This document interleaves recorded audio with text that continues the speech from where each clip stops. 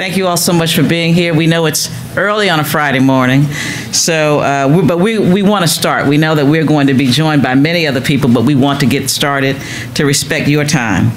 I first want to, well, first off, I'm Congresswoman Marsha Fudge. This is the Braintrust that I am honored to host today. This has been hosted by Mel Watt for almost 20 years. And now that he's the head of FHFA, I am filling in for him today. So let's give Mel Watt a hand for the work that he's done all of these years. We have some students here with us this morning, some of the very first people who were standing in line. So I want to recognize the students from KIPP DC College Prep High School and KIPP DC Will Academy Middle School, as well as Cesar Chavez Public Charter School for Public Policy. Cesar Chavez.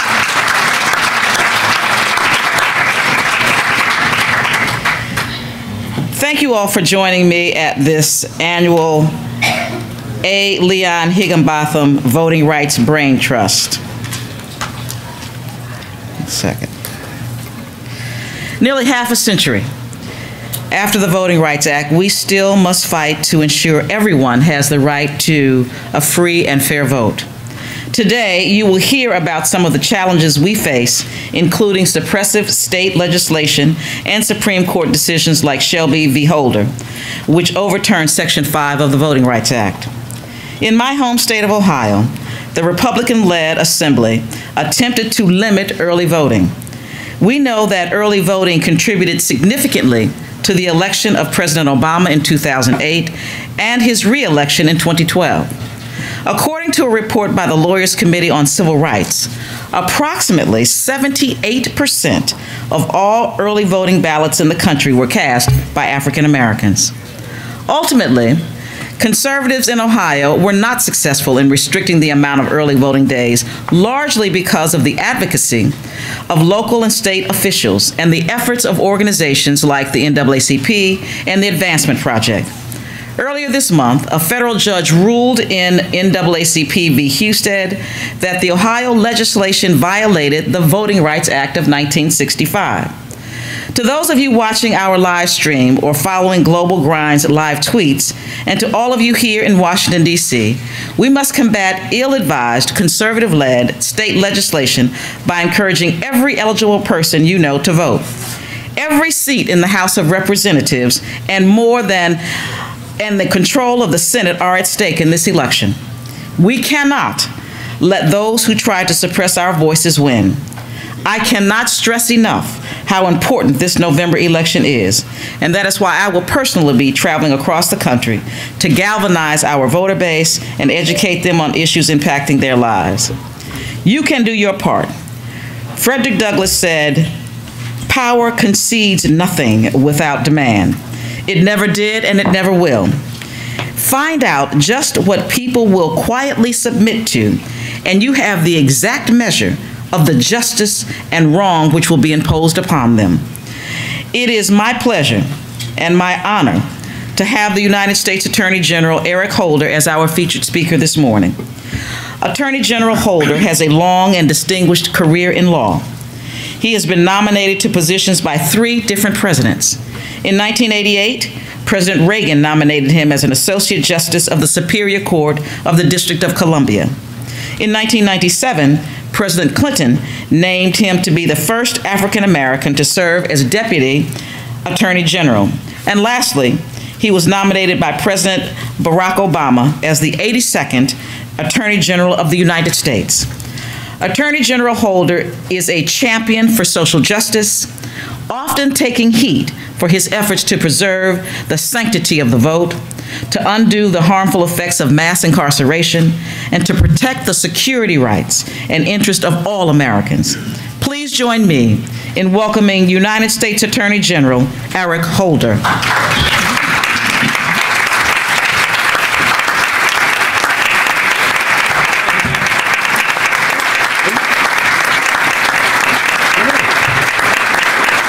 Thank you. Thank you. Thank you. Well, thank you. Thank you. And good morning. Good morning. Good morning. Thank you, Congresswoman Fudge, for those kind words. And thank you all, not only for that warm welcome, but thank you all for your steadfast friendship over the years. We have a lot of members of the CBC here, people who have been friends in good times, both in times good and bad, who've been great partners on the many critical challenges that we have all faced together.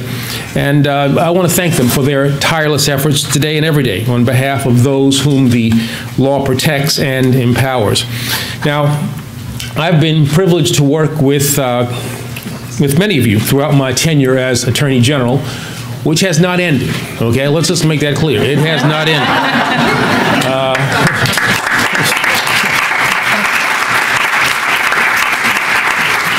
I woke up today and I was still the Attorney General of the United States. I am deeply proud of all that we have achieved together. Although my time at the Justice Department will draw to a close in the coming months, once my successor has been nominated and confirmed, I want you to know that my commitment to this work will never waver. And in the meantime, there remains, I think, a great deal that needs to be done. I have no intention of letting up. I have no intention of slowing down. I am honored to discuss our ongoing efforts with you once again today. And I am proud as ever to stand with so many dedicated public servants, devoted advocates, and passionate leaders of our ongoing fight for equal rights and for equal justice. Now, I'd particularly like to thank the Congressional Black Caucus Foundation for organizing this important event and for your decades of service in our struggle to secure the civil rights of everyone in this country. Now, many years ago, and I won't tell you exactly when, but many years ago, during my first days here in Washington, D.C., I had the opportunity to attend my first Congressional Black Caucus dinner with my aunt. It was, I'll tell you how long ago it was, in the sense that I didn't have my own place. I didn't own a television set. I had to sleep on beds that she had. I was a young lawyer, and that was a long time ago. President was not Lincoln, for those of you who were thinking that. It wasn't that long ago. But my experience at that first dinner was, in many ways, a foundational experience for me. And in the years since then, I have been consistently inspired by the caucus's leadership over the years, from education to healthcare to economic development. In our efforts to address racial disparities and to reform criminal justice, you've done critical work to bring stakeholders together, to advocate for understanding, and to build a more just society. Now, as you know, this year marks the 50th anniversary of the landmark Civil Rights Act of 1964, which President Lyndon Johnson signed into law to codify vital and long overdue protections for all Americans. In the decades since then, thanks to leaders like you, our nation has made remarkable, once unimaginable progress in expanding opportunity, overturning legal discrimination, and expanding access to the ballot box for every eligible citizen. Now, all of this progress is laudable, and all of it is worth celebrating. Yet there can be no question that as we gather here today in Washington, D.C. in 2014, there is a great deal of work that remains to be done, not only to defend those advances, but to expand on the progress of our forebears and to continue the march that they so courageously began. Over the past 6 years, my colleagues and I have proven that at every level of today's United States Department of Justice and in every part of the Barack Obama administration, we are firmly committed to doing our part. As part of the Smart on Crime initiative that I launched just over a year ago, we have implemented important reforms and evidence-based strategies to make America's criminal justice system both more fair and more effective. through the National Initiative for Building Community Trust and Justice, which I announced earlier this month, we are striving to eliminate mistrust and to build strong relationships between law enforcement officers and the communities that they serve, so that we can diffuse tensions that simmer just under the surface in too many cities and towns across our great country, and that too often give rise to tragic events like those that captured our national attention just last month in Ferguson, Missouri. Beyond these efforts, as part of President Obama's My Brother's Keeper initiative, we're working together to address persistent opportunity gaps faced by boys and young men of color, and to ensure that all young people can reach their full potential. In fact, I can announce today that we stand poised to take this work to a new level and to complement our data-driven approach under Smart on Crime and My Brother's Keeper by launching a new Smart on Juvenile Justice initiative, which will promote system-wide reform and bolster our efforts to end racial and ethnic disparities. Now,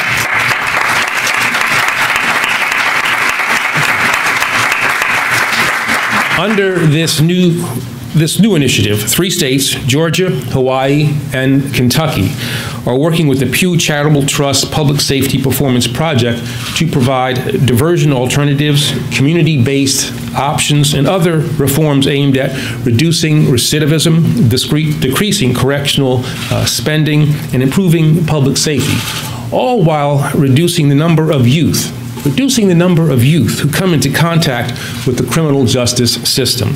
Now, to support this work, I'm pleased to announce that our Office of Juvenile Justice and Delinquency Prevention is awarding funding to the Crime and Justice Institute to provide training and technical assistance that will help these 3 states implement important policy changes. In addition, we are awarding more than $1 million to the W. Haywood Burns Institute and the Development Services Group to reduce racial and ethnic disparities throughout our juvenile justice system. It's time to focus on our juvenile justice system.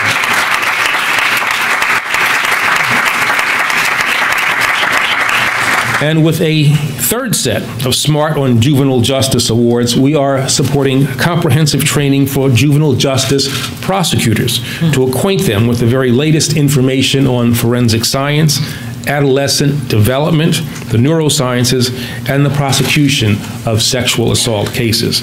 Now, these are, I think, promising new steps that will help to advance this very important work, and in many cases, work that is life-changing, work in our juvenile justice arena. These efforts go to the heart of who we are and who we aspire to be, both as a nation and as a people.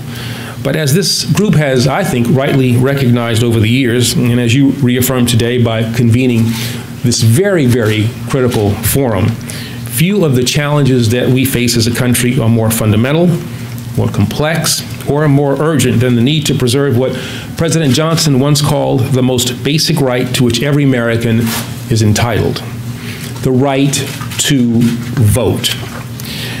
As you're discussing through the unrelenting efforts, of the Justice Department Civil Rights Division under the leadership of Acting Assistant Attorney General Molly Moran, from whom you'll hear later in the afternoon, my colleagues and I are acting aggressively to ensure that every American can exercise his or her right to participate in the democratic process, unencumbered by unnecessary restrictions that discourage, that discriminate, or that disenfranchise in the name of a problem that doesn't exist. We are advancing this fight as we speak along a number of fronts in communities across the nation. This work has been a top priority since the moment I took office nearly 6 years ago. And these efforts, I think, show significant promise. For instance, just this week, a federal appeals court in Cincinnati held that plaintiffs challenging the state of Ohio's changes to its in-person early voting rules likely will be able to prove that those changes are unconstitutional. This outcome was a milestone in the effort to protect voting rights even after the Supreme Court's deeply misguided, flawed, and unwise decision in Shelby County.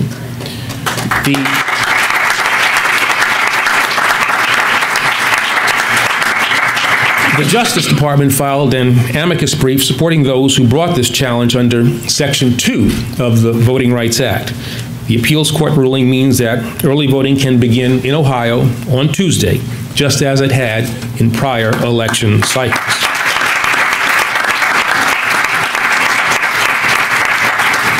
Separately, in Wisconsin, we are carefully monitoring a challenge to that state's voter identification law. And although we were disappointed by the Seventh Circuit's actions 2 weeks ago to lift the stay and allow the law to go into effect, we look forward to reviewing the court's reasoning when it issues an opinion. In Texas, we are currently awaiting a ruling on the department's challenge to certain of the state's redistricting maps, which were found by a federal court to be drawn with discriminatory intent. And closing arguments concluded on Monday in our challenge to the Texas voter ID law, which our experts found likely to disenfranchise hundreds of thousands of eligible voters who lack the requisite identification.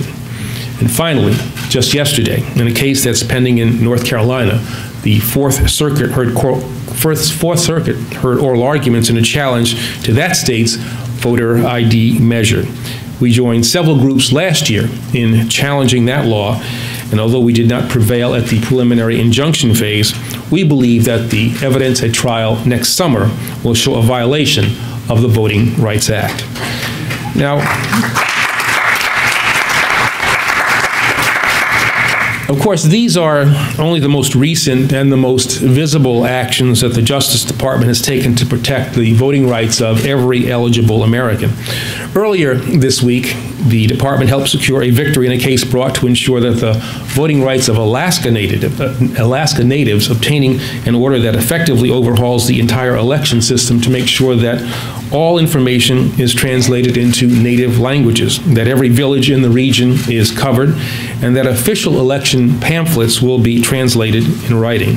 Now, this landmark result is emblematic of our continuing broad-based commitment to stand for expanded access and against disenfranchisement whenever and wherever it plays out.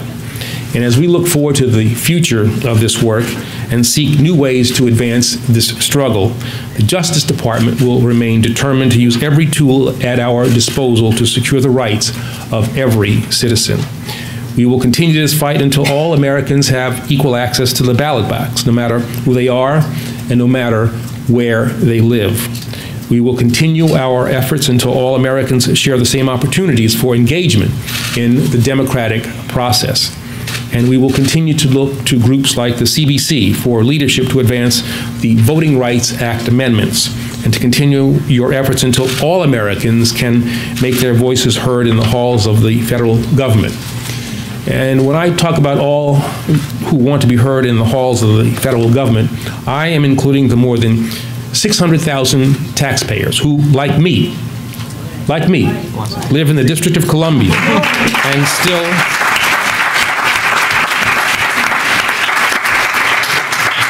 600,000 taxpayers who, like me, live in the District of Columbia and still have no voting representation in Congress. We pay our taxes, we die in the Army, we have a great representative, and we do not have voting rights.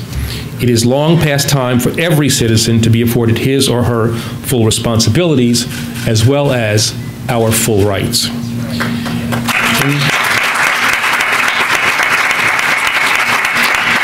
In the months ahead, as we prepare for the upcoming elections, leaders from the Civil Rights Division's voting section will be coordinating with civil rights organizations, U.S. attorneys, and others to dispatch federal election monitors to polling places around the country, just as we do during every election season.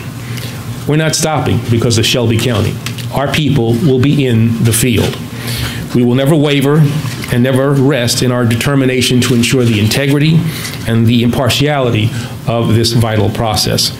And despite the myriad challenges that lie before us and the long march that still stretches out ahead, I'm really confident that with the passionate advocates in this room, with the lasting dedication of Justice Department officials across America, and with the advocacy and engagement of public servants like all of you, together we will carry on the fight for equality.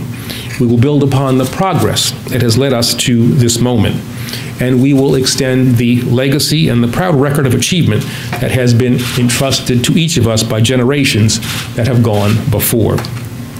This is the imperative that has driven me over the last 6 years, and that will continue to shape our steps forward. I want to thank you all once again for your partnership and for your leadership of these important efforts. And I look forward to everything that we will do together and everything that we will achieve together in the months and years ahead, no matter what my path will be, no matter where I will be. This promising journey will continue. Our cause is just. Our mission is clear. Our history propels us. So let us act together to make our nation and make our union more perfect. Thank you. Let's thank the Attorney General one more time.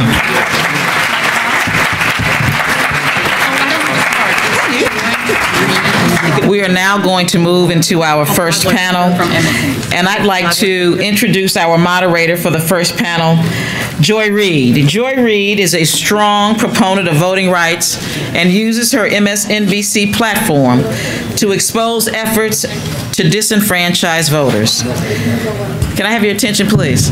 Thank you. She is respected for her intellect and wisdom that sensibly educates people about difficult issues. Help me in welcoming our first moderator, Joy Reid from MSNBC.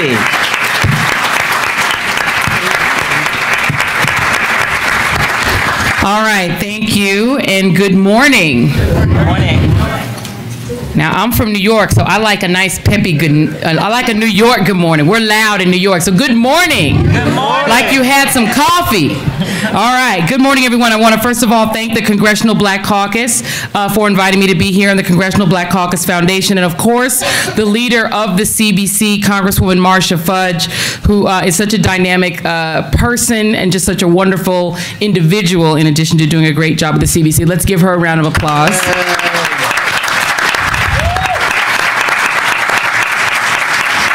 And also, of course, the Congressional Black Caucus Foundation does an excellent job of putting on these events every year. Let's give them and their leadership a round of applause. And LaDavia, who's walking around here doing a great job. And then I also want to acknowledge that we do have some important personages in the room. I don't know what happened to Congressman Clyburn, but Congressman Jim Clyburn is here. Where did he go? I also want to acknowledge Judith Brown Dianis, who is sitting in the front row, another stalwart fighter on the issue of voting rights. Young Philip Agnew, the next generation of civil rights leadership, is sitting here on the front row. Of course, Hillary Shelton is sitting in the front row, the Washington Executive Director of the NAACP, the gentleman involved here. And now I'm going to go and introduce the dignitaries that are next to me, that are on the panel. And we do have a panel that is very appropriate to discuss these issues of voting rights. And I will start on the end with Congressman Bobby Scott from the great state of Virginia. And I want to go next to the wonderful Sherilyn Eiffel, who is from the NAACP Legal Defense Fund. She is their president and director counsel, meaning she's actually in court fighting directly for your right to vote, so we want to acknowledge her. And then, of course, the Honorable Mark Morial, who is the president and CEO of the National Urban League. And I want to start by giving each of you an opportunity to give a brief opening remark on this issue. Of course, we can acknowledge once again Attorney General Eric Holder, who has had to go on to his next event. But I think that when Eric Holder's announcement came down yesterday, I know that my Twitter feed, as well as the text messages that were coming into me, they were basically a mix of two emotions, shock and alarm. The shock being that even people who knew that Attorney General Holder was looking to do something else because he's been working very, very hard, were very surprised that it was happening now, when a lot of people are still really feeling great anxiety about the issue, particularly of voting rights, but also about things like what's happening in Ferguson, Missouri, and that anxiety was generally quelled by Eric Holder, and his presence was a calming influence not only over the people in Ferguson, but over everyone who's had anxiety over the issue of voting rights. So that was, I think, the issue for a lot of people's shock and alarm, and I think a lot of people's sadness, because they felt that, oh no, the issue of voting rights is in jeopardy because he is moving along. But I think one thing that's important to remember is that it's not just one person who is out there fighting on the issue of your right to vote. It takes an entire village, it takes a team, and that team involves both the civil rights community, which we have represented here. It also involves elected officials who we have here. It involves people like the Attorney General, and it also involves people who are in the legal community, and of course the NAACP Legal Defense Fund. The NAACP has been doing that work for generations. So I want to go ahead and let our panel go through and talk about, from their standpoint, just in opening remarks, broadly the most important and compelling issues facing the country in voting rights and how their sphere of influence is working on it. So I will actually start at this end and ask Mark Morial to begin. Good. Thank you very much. First of all, good morning to everyone. And I want to join in thanking Congresswoman Fudge and the Congressional Black Caucus. This now the 44th anniversary of the founding of the Congressional Black Caucus. Let's give them a big round of applause. It's a powerful second. I want to join in expressing gratitude and appreciation for the work of Eric Holder, who has not only done some very important and basic things. He fulfilled the president's commitment and his commitment to enforce the civil rights laws. Enforce those laws that were placed on the books by the work and the struggles and the efforts of many over many, many years, but particularly in the 1950s and the 1960s. And he did it while withstanding some nasty, awful, unfair, spurious attacks from members of Congress.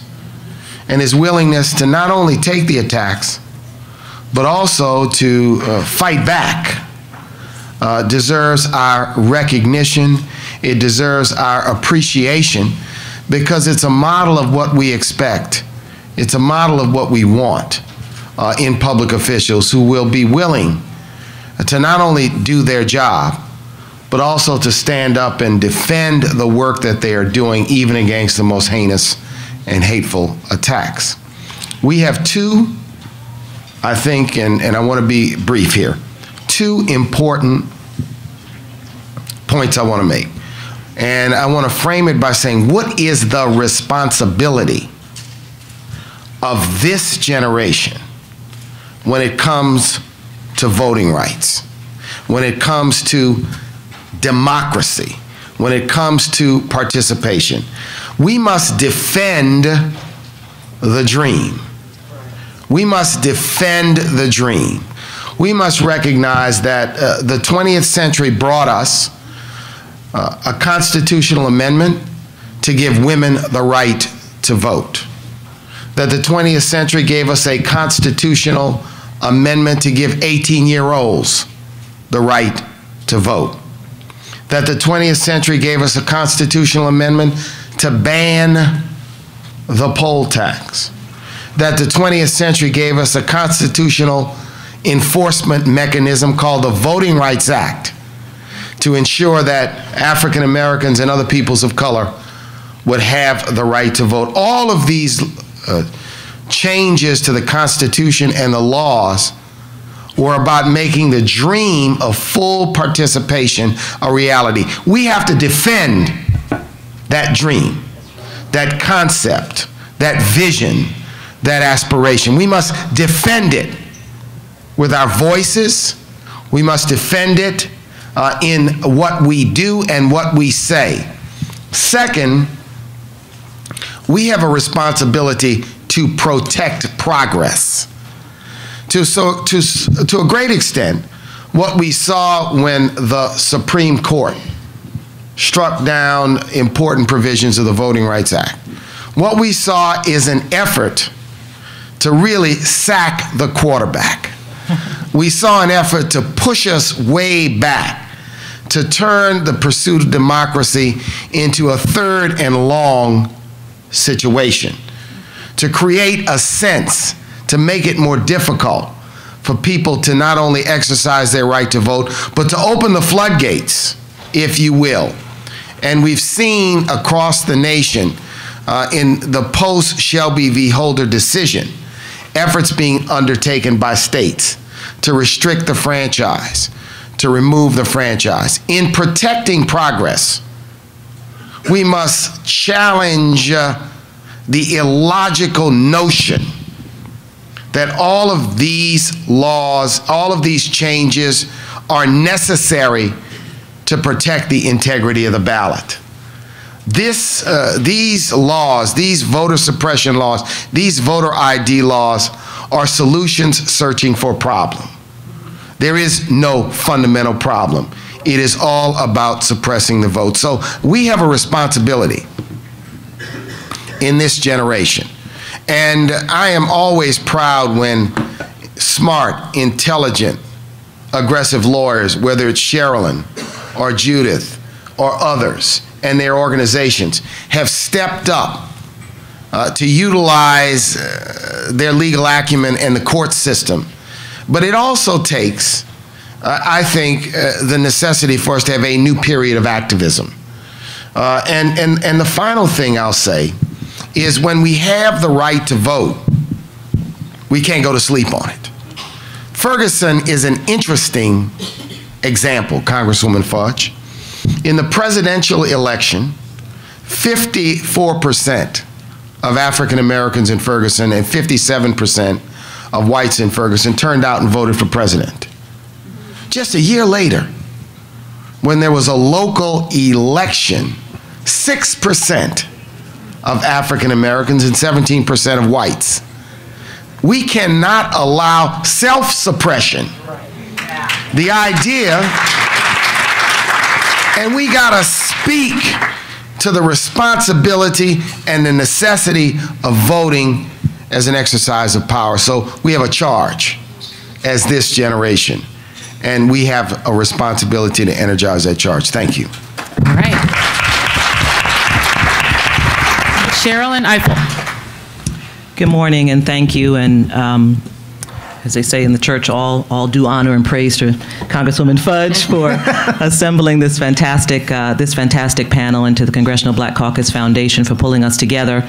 And I would be remiss if I did not also acknowledge my gratefulness personally and as a civil rights lawyer for the leadership of Attorney General Holder across a wide variety of issues, but most particularly in the voting space, and for the example that he set, for his unequivocal willingness to speak powerfully to the issue of voting rights. I want to be brief, but I want to see if I can bring this a little bit to life for you, because we talk a lot about the issue of voting rights, and if you're here in this room, you care about the issue of voting rights, so you know some stuff already.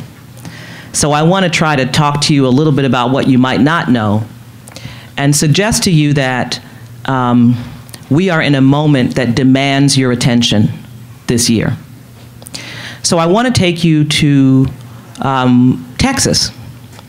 And the trial that Attorney General Holder mentioned briefly in his remarks. So from Labor Day until this past Monday, our lawyers at the NAACP Legal Defense Fund, as well as lawyers from the Department of Justice, have been litigating a case in Corpus Christi, Texas, challenging Texas's photo ID law. As you heard from the Attorney General, this is a case we litigated and won together in 2012. And it was only after the Supreme Court's decision in the Shelby case that Texas was then empowered to return to the same law that had been struck down and to insist that they would now apply this law again. Within hours of the Shelby decision, it was the Texas Attorney General who tweeted his intention to impose this strict photo ID law, the strictest in the nation. This is the photo ID law that no longer allows our students, our clients who are students at historically black colleges in Texas, to use their university ID to vote, but does allow you to use a concealed gun carry permit to vote. This is Texas. In the 3 weeks of trial, our attorneys, led by Ryan Haygood, who's been handling our voting rights work for years, put on an amazing case at trial. And I want to make sure you know some of the facts so you have a flavor for what we're dealing with and the moment that we're in. One of the witnesses at the trial was a woman named Elizabeth Golar. She was born in Louisiana in the 1930s at home. And her birth certificate had an error in it, did not properly have her proper name. And so she doesn't have a valid birth certificate. She moved to Texas. She doesn't have one. She has no way of getting one. She has no other form of ID. She voted in Louisiana for years and voted in Texas.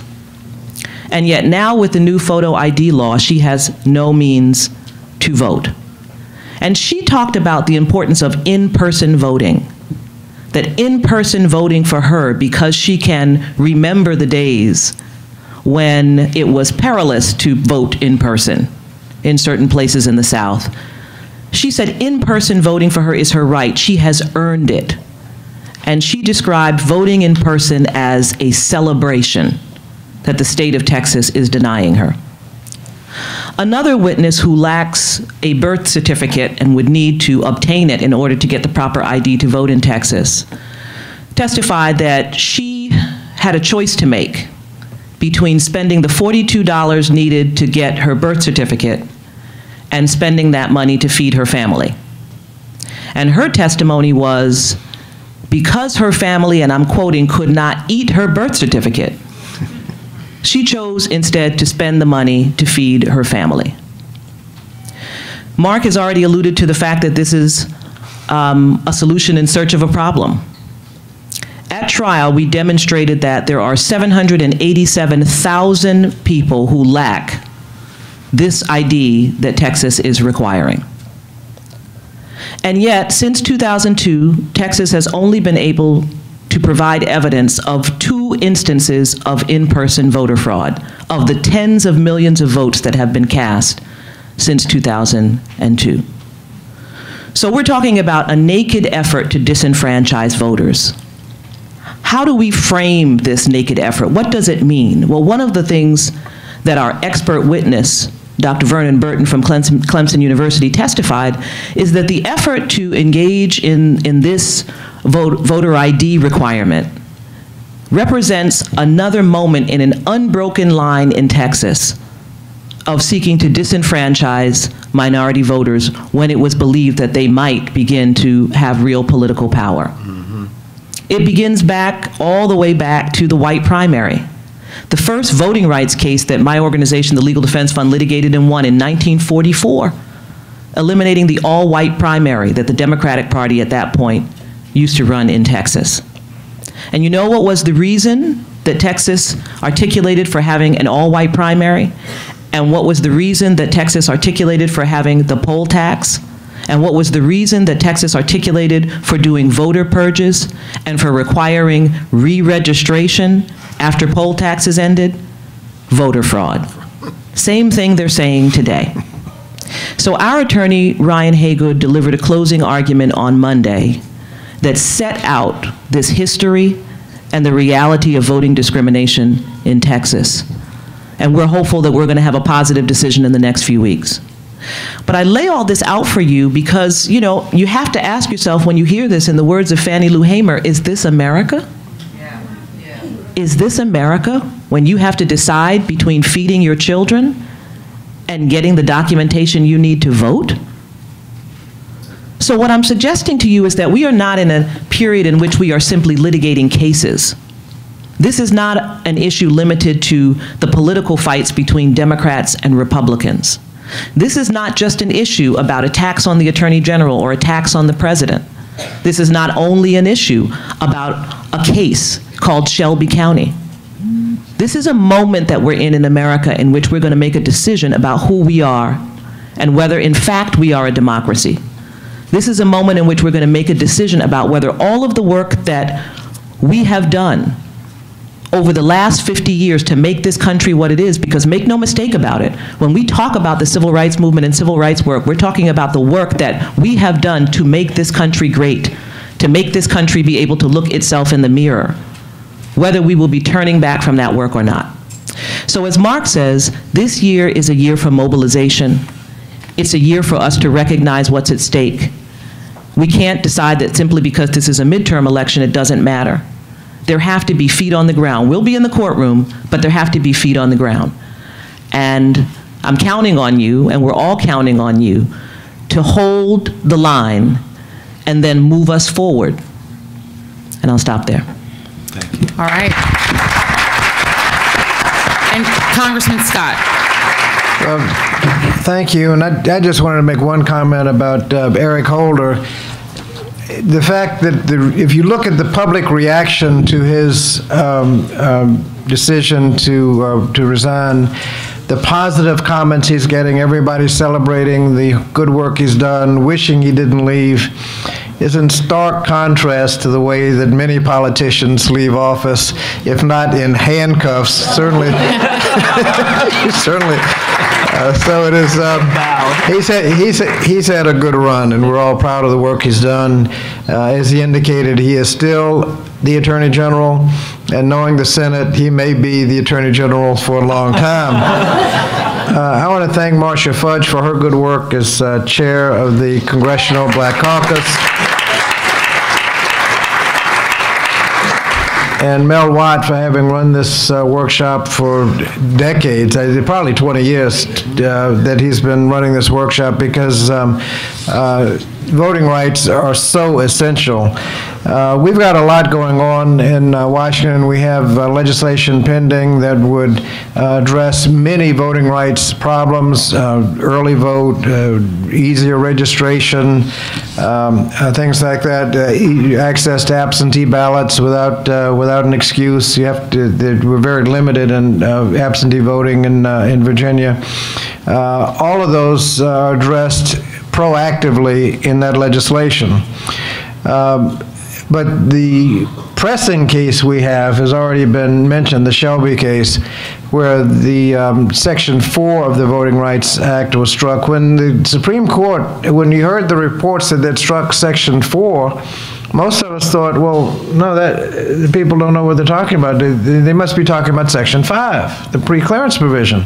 No, they struck Section 4, which essentially eviscerated Section 5 by saying nobody is covered. Section 5, covered states have to pre-clear any voting change that they make, if you're on the list under Section 4. And people have to recognize that getting covered did not happen by accident. And the older people in the audience will know what I'm talking about when I say the covered states got covered the old-fashioned way. They earned it. They earned it with voter suppression, like poll taxes, literacy, discriminatory literacy tests, low voter turnout. They earned the coverage. And all of their laws had to be pre-cleared. And that was an essential element of protecting voting rights. The alternative is Section 2, where you have to file a lawsuit with the burden of proof, prove the discrimination before you can overturn a voting change. Under Section 5, it is incumbent on the covered state to go to the Attorney General and prove that it is not discriminatory. Now that is a huge difference, because trying to find trying to set aside a voting change, first thing you have to do is evaluate it to ascertain whether or not it's discriminatory. I mean, that takes a fairly complex work, costs money, to do the analysis to show that it's discriminatory. And then once you are satisfied that it is in fact discriminatory and you can prove it, you've got to go find a lawyer to bring the case. And then when you bring the case, by the time they've set it aside because it's discriminatory, people have been elected, they've spent your money as legislators, and then when you finally get it straight, they get to run with all the powers of incumbency. And then while they're in there, they get some other little scheme to suppress the vote. And it keeps going and going. The beauty of pre-clearance is it never gets in place to begin with. Now, and the real mischief in this is not the statewide redistricting plans. I mean, you got litigation, you got groups who come and litigate those. The real mischief is in the small county school board elections. When you find out they've got a discriminatory scheme, and the local NAACP doesn't have the money to do the analysis and bring the lawsuit. And if you don't have the money to bring the lawsuit, then you're just stuck until somebody saves you coming in either for free or you raise the money and you finally set aside the change. And then where are you? They do something else, one right after the other.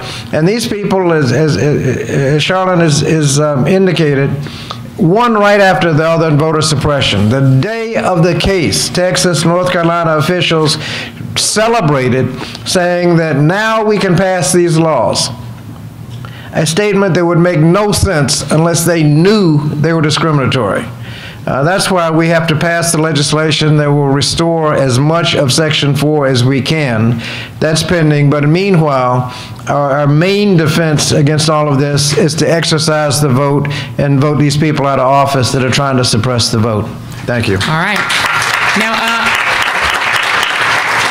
we are a little behind on time, so I want to try to move things along and get to your questions earlier than we normally would. So I want to let everyone know cards should be being passed out right now for you to ask questions of the panel. I want to also let you know that we do have people live tweeting the event, and in addition to Joy Cook and looks like Lee Chapman and some other folks that are live tweeting to the hashtag, which is hashtag Voting Rights CBC or to ALC 2014. Global Grind News is also live tweeting the event so that folks out there can follow what's happening in this room on Global Grind at Global Grind's Twitter feed, and you can see the Twitter feed up there because we're modern, y'all. We have to make sure we have the Twitter thing going. Y'all can see the feed. You can see Marsha Fudge's feed is up there too, so you can see what she's tweeting about as well. I want to also acknowledge Alicia Reese has come into the room, and she's sitting here in the front row of the great state of Ohio, one of the state representatives that is really fighting hard on the issues that are of importance, and a recipient of the National Action Network Award the other night. I also want to acknowledge the great Barbara Armwine. She thinks she can get away, but she can't. She's going to be part of the next panel, but I just had to say hi. I'm going to talk about her in a minute. I'll talk about her in a minute, but she's on the front row as well. Okay, so let's get to some questions. Congressman Scott, you just talked about the attempts to restore the Voting Rights Act. I want to ask the panel, I'll throw this out there. Number one, what are the chances of a voting rights fix passing? We know that a Republican named John Sensenbrenner, Congressman, has supported it, but we also know that it looks like the bill that's going through the House, or at least being circulated near the vicinity of the House, because nothing actually goes through the House anymore. It's editorial comment from Joyanne Reed, does not represent the opinions of the panel, doesn't have voter ID represented in it. So what are the chances of it passing, and are we going to have voter ID exempted in a bill that passes? The legislation that's in the House, the global bill, includes things like voter ID. The targeted bill just on Section 4 just deals with Section 4. It is a little minor fix, restoring Section 4, about the best we think we can do to comply with the Shelby decision. It is, since Chairman of the Crime Subcommittee, Mr. Sensenbrenner from Wisconsin, was in Congress 25 years ago when they reauthorized it, and 8 years ago when we did it again, and he was a leader and very strong supporter of Voting Rights Act, and he has introduced, he's a Republican, he has introduced the bill with a lot of co-sponsors. Unfortunately, we haven't even been able to get a hearing on the bill in the House. Yeah. The Senate had a hearing. I don't know what action they've taken. Hopefully the Senate can take action and put a little pressure on the House. I'm not particularly optimistic right now. I mean, if they were going to do something, I thought this thing, that bill was so targeted and little that I thought we could just pass that thing with a voice vote and be finished with it. No great fanfare. I didn't think it was something we'd have to even fight over. Right. But apparently we do. And now I just want to say the defense against it is to vote. I think the huge turnout in the 08 election was to a large extent due to the fact that the Republicans all over the country were trying to suppress the vote.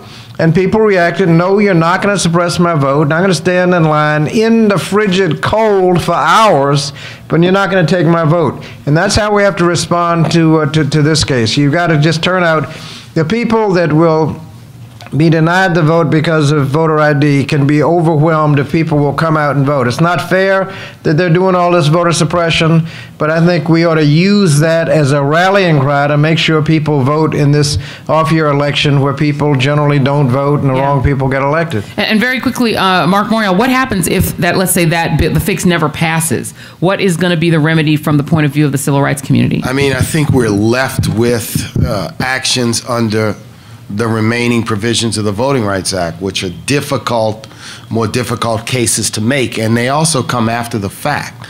The value of the pre-clearance provision was that states had to get prior approval before those voting changes took place. Without that provision, we're left with remaining provisions.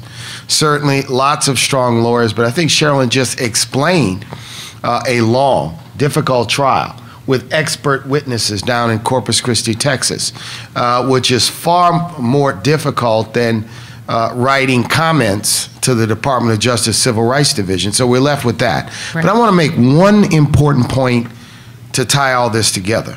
Our situation could get worse in 5 weeks if we do not turn out in the midterm elections.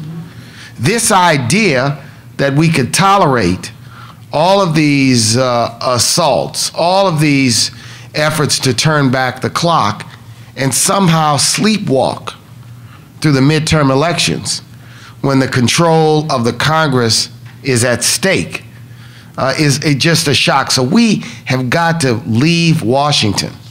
Those of you, go back, light up Twitter, engage with our friends and family all over the country and say we must vote in these midterm elections, because as difficult as it is now, it could get far more difficult. Indeed. If control of the Senate changes. I think we have time for one question, so let's just have this young man go ahead.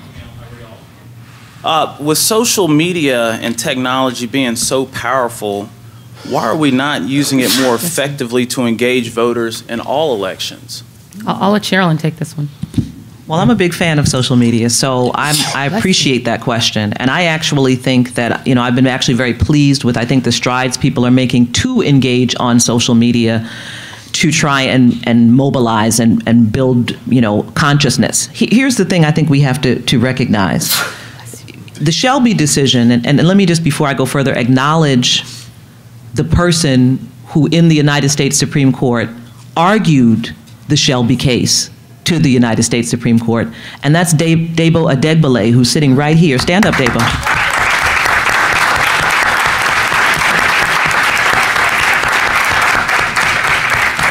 Sometimes you don't know what you have till you lose it, right? And the removal of the Section 5 coverage has meant that actually you are the preclearance provision. In other words, yes, there's something we can do, which is that we can, you know, vote on election day, or we can file suits, you know, after the provision happens. But you actually have the power to stop things from happening. And the reason I know this is because it happened in Georgia. Last year, I was on a panel with Barbara Arnwine and others speaking to the Deltas. Yes. And we talked about all of the things that happen in local elections. And a day later, the social action chair of the Deltas in the southern region gave us a call and told us that there was a plan to pass a piece of legislation that would have limited early voting in local elections, city and town elections, statewide. In Georgia. In Georgia. And we got all over this thing.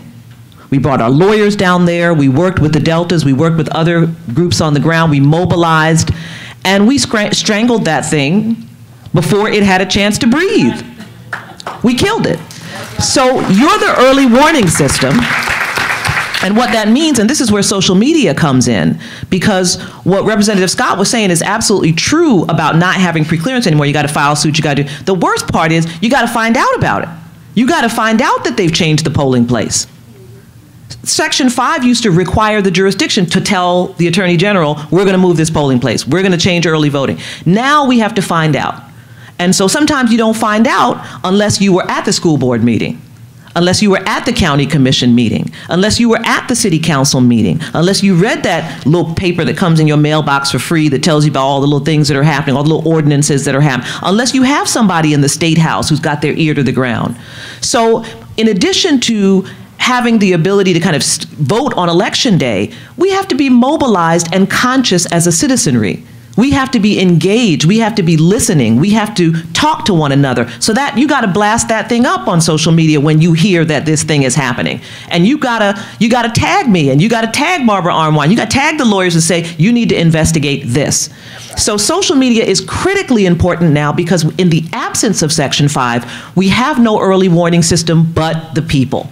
Yep. And there's no way we can do it the old way. We can't do the telephone way. We have to be able to put this thing on blast. All right, and I think that's an excellent note to end this wonderful panel on. Please thank our entire panel. Congressman Bobby Scott, thank you very much. Sherilyn Eiffel of the NAACP Legal Defense Fund, Mark Morial of the CEO and President of National Urban League. Thank you all very much. And as we are changing panels now, I want to introduce our next moderator. I embarrassed her before, and now I will officially embarrass her by reading her bio entirely and make her feel special, because she is special. We're now going to transition to that panel. It's going to be moderated by the great Barbara Arnwine. And of course, as you I'm sure know, she's the President and Executive Director of the Lawyers Committee for Civil Rights Under Law since 1989. Ms. Arnwine is internationally renowned for her contributions to critical justice issues, including the passage of the landmark Civil Rights Act of 1991 and the 2006, thank you guys, reauthorization provisions of the Voting Rights Act. She's a prominent leader of election protection, the nation's largest, just if our current panel could not go too far, because I want to take a picture with you guys before we go. Right, of the landmark Voting Rights Act. She's a prominent leader of election protection, the nation's largest nonpartisan voter protection coalition, launched in 2004 to assist historically disenfranchised people to exercise the fundamental right to vote. Ms. Arnwine is a featured columnist with Trice Edney Newswire, and she's regularly quoted and featured by national and local media outlets, including the American Bar Association, the New York Times, the Washington Post, my very own MSNBC, TV One, and other major national and local media. And as I attempt to book her for my show of next week, please welcome Barbara Arnwine. Good morning. It's so wonderful that you're here. Can I ask all the panelists for this panel to please come forth and to take your seats so that we can get underway. The only reason why you didn't see me in the room earlier today was that I was on the Roland Martin show, talking about the resignation of Attorney General Holder.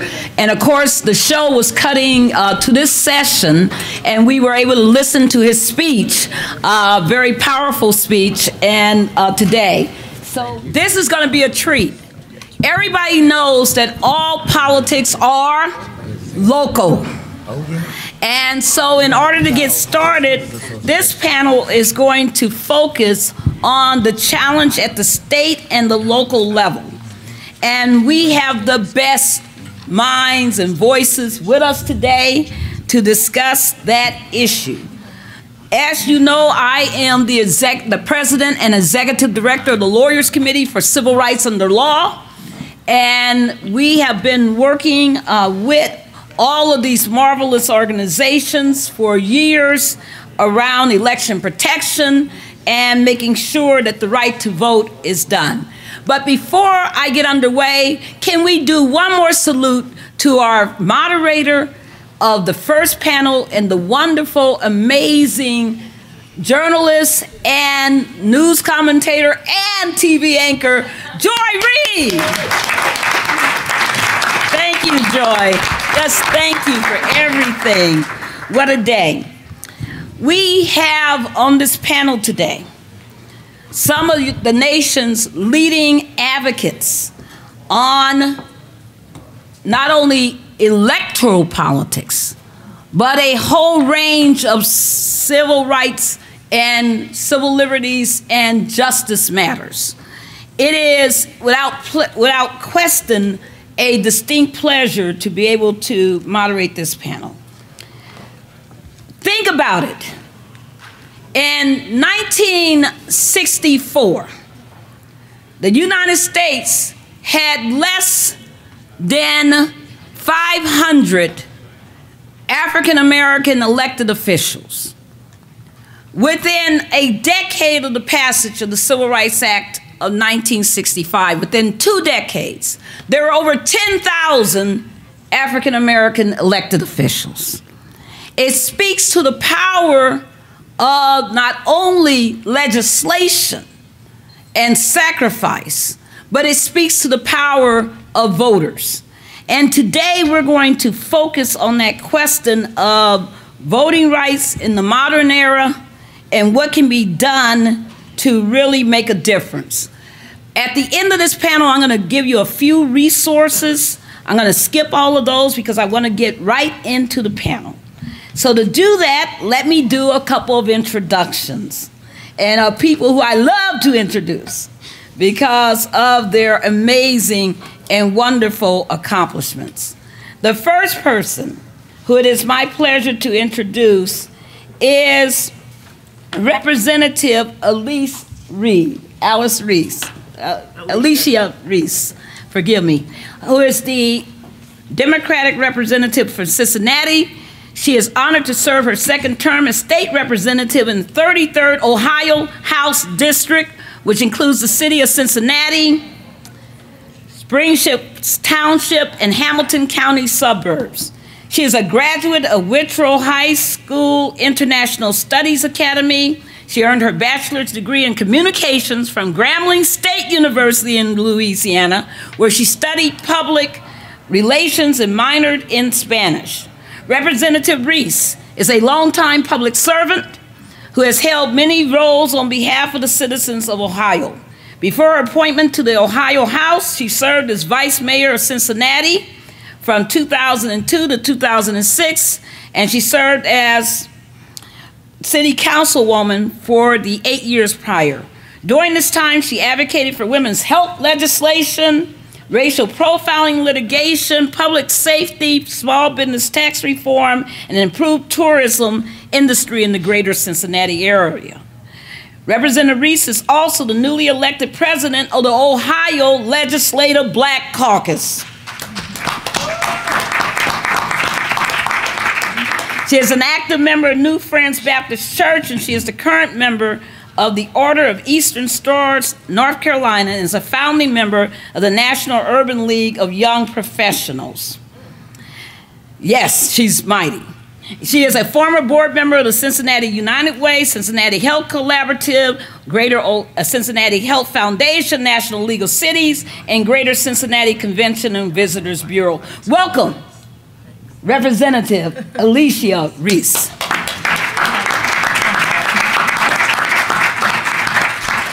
The next person that it is my honor to introduce is known as the other senator.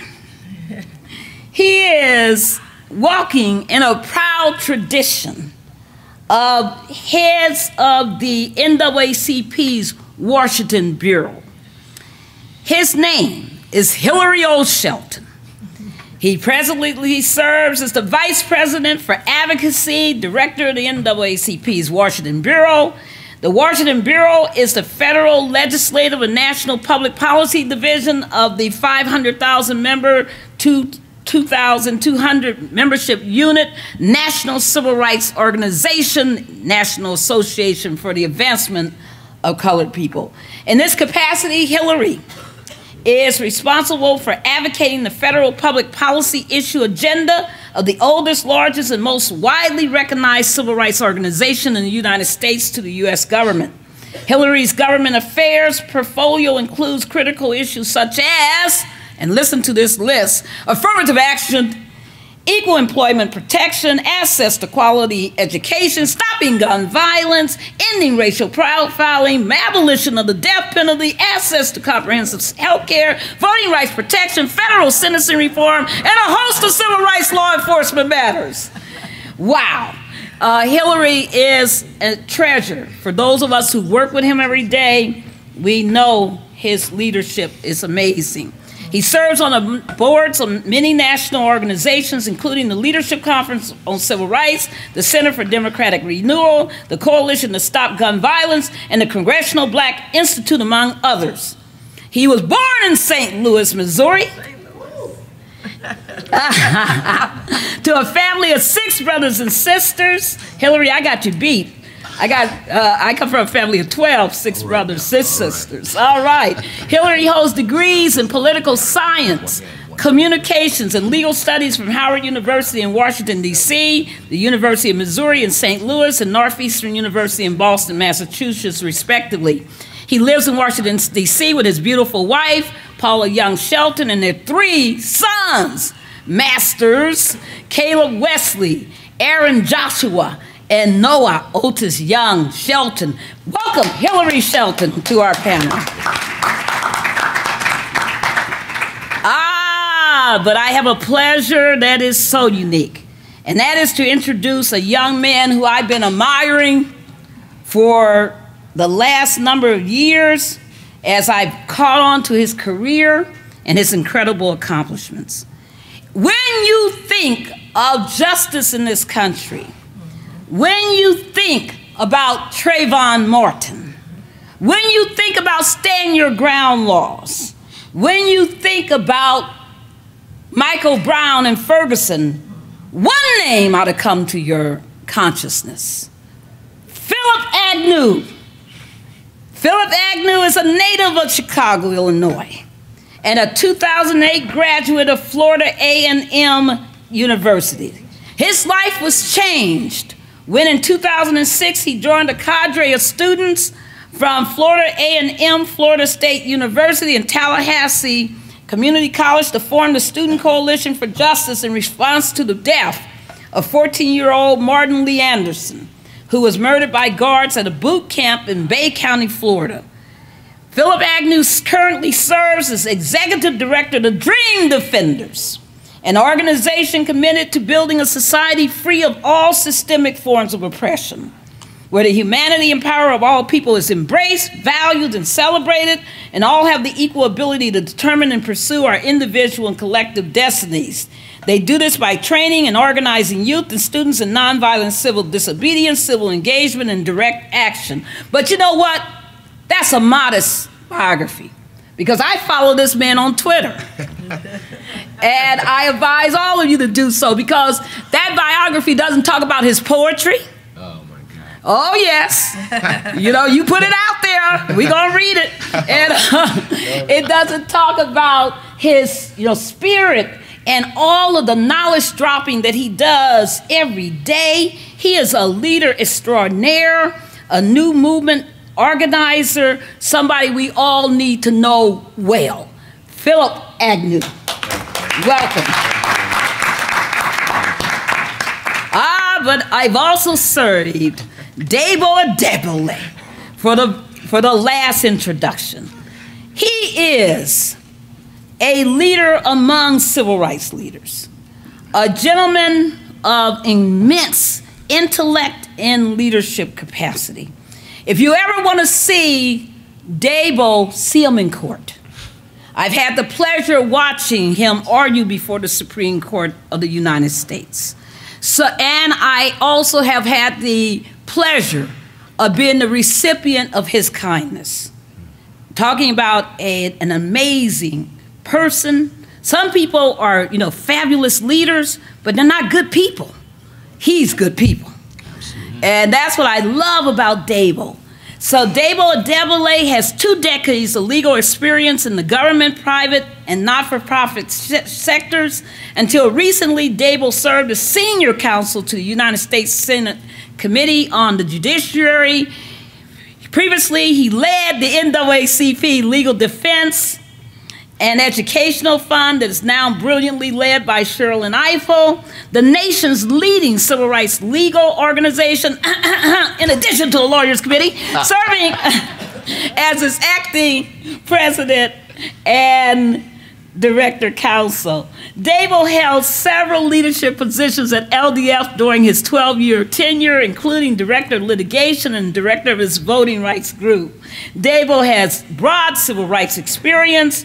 He has argued many, many significant cases before the Supreme Court, and as Sherrilyn mentioned, he argued the Shelby County versus Holder case, and he also previously argued the Northwest Austin Municipal Utility District #1 versus Holder. And in the recognition of his exemplary career, President Barack Obama nominated him to become the Assistant Attorney General for Civil Rights in the Department of Justice, and that nomination was narrowly blocked in the Senate by a procedural vote on March 5th, 2014. And he was criticized for the worst thing in the world.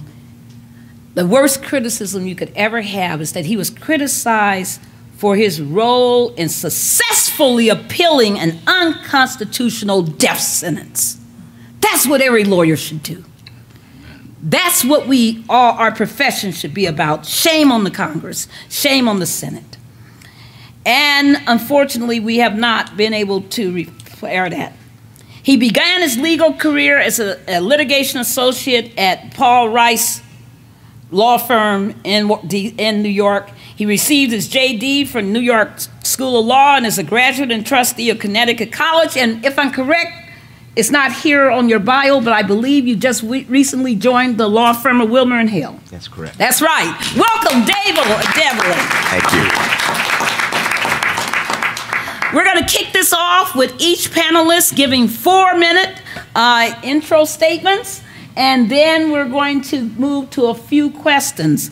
I am going to yield this first question to youth, and that will be to Phil. So, Phil, you get to start with your first 4-minute introduction. Okay. Good morning, everybody. Good morning. Good morning, everybody. Thank you for the best introduction I've ever gotten, ever. I try to keep them really short, and thank you very much. Thank you all for allowing me to be here on the panel. Shouts to all the young people. What school y'all from? Chavez. Okay. Named for a great movement leader, and so I'm happy to see young people in the audience early this Friday morning. I'll keep my comments brief. When you go to Google and you search for voter suppression Google has an autocomplete. The first state that comes up is Florida. If you go to Google and you search for disenfranchised voters in, the first state that comes up is Florida. If you search for unarmed teen murdered in, the first state that comes up is Florida. So when we're talking about the importance of protecting the right to vote and protecting our human rights, Florida is ground zero for a lot of the issues that have been discussed on the first panel and that will be discussed on this one and subsequent panels. We live in a state, and for my comments, I'd like to talk about the rights of returning citizens. Good. Because I know we're going to talk about voting rights in a lot of different aspects, but of the millions of disenfranchised voters, those are voters who have a felony conviction or citizens that have a felony conviction on their record. Florida has a quarter of them. We've got over 1 million people in the state of Florida that will never be able to vote unless something happens in the governor's office ever again because of that felony conviction. And so when we're talking about democracy and we're talking about fairness and equity, Florida is a state that does everything that it can to ensure that over 1 million predominantly African-American men can never have their voice heard in the ballot box. And so we have a lot of work to do in the state of Florida. There are organizations like PICO, Lifelines to Healing, led by Desmond Meade in our state, a man who served 2 years in federal prison but got out and got his legal degree and now can't serve as a lawyer because in our state as a felon, you are relegated to second-class citizenship for the rest of your life. And so when we talk about voting rights, we cannot overlook those men and women who are being judged by their worst day and can never have their voice heard at the ballot box. 1.2 million people. And so when we wonder how we have a Republican-led legislature in our state that allows for the NRA and the gun lobby and for extremist factions in our state to pass voter suppression laws, to allow for a governor who spends millions of dollars of taxpayer money on voter purges, that finds that one person, broke voter laws, and that person was from Canada. We see that the reason these laws are able to happen is because a million of our people who would go to the ballot box and who would stand up on those days are not able to. And so I'd hope in these conversations and in the work that we're doing on the statewide level in Florida, we'd hope that our governor or our new elected governor would do what he did before and return the rights of returning citizens to them. But we've got a lot of work to do on the statewide level. I'd also like to talk about the importance of the youth vote and what a lot of people have been calling the Trayvon voter. And so this year, we're going to be doing a commercial, and I talked about it on another panel earlier. We're going to be doing a commercial to tie in the deaths of unarmed teens and the anger that swells during those moments to some real electoral action. And so in that commercial, there'll be a mother, and she's going to get her son ready for school. And she's going to tell him, get ready for school, as many mothers do. And the son is not going to want to go to school. Then he's going to come down into the kitchen, and he's going to have on his book bag and have on his uniform, and she's going to say, you're not ready. And he's going to say, why do I have to wear it? Why do I have to wear it? And she's going to say, go get your vest. And she's going to put a bulletproof vest on him before he goes to school. And he's going to say, why do the other kids don't have to wear it? And she's going to say, this is Florida, and I want you to come home safe. Okay, and at the end of that commercial, it's going to say either you buy your son a vest or you go vote in November. My God. And so what we're trying to do, and I think what's important when we talk about not just the right to vote, but pushing... Wow. But pushing the youth vote to the polls, those that haven't had their rights taken away by the state of Florida permanently, and parents who care very, very, very, very seriously about the lives of their children, it's going to be important that we ask them, do you want to buy the vest or do you want to vote? It really is the ballot or the bullet for a lot of our families. We know Malcolm X did a great speech about the ballot or the bullet, but we're looking at it in a different way. Either you vote or, in a very real way in the state of Florida, your child can be taken away from you. And laws can be passed that allows for the killers of our children to live their lives with relative ease. And so I wanted to elevate those issues in my time, and I'm looking forward to the discussion. Thank you so much, Phil.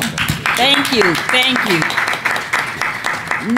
Thank you so much. Now I'm going to go to Representative Alicia Reese for her opening presentation.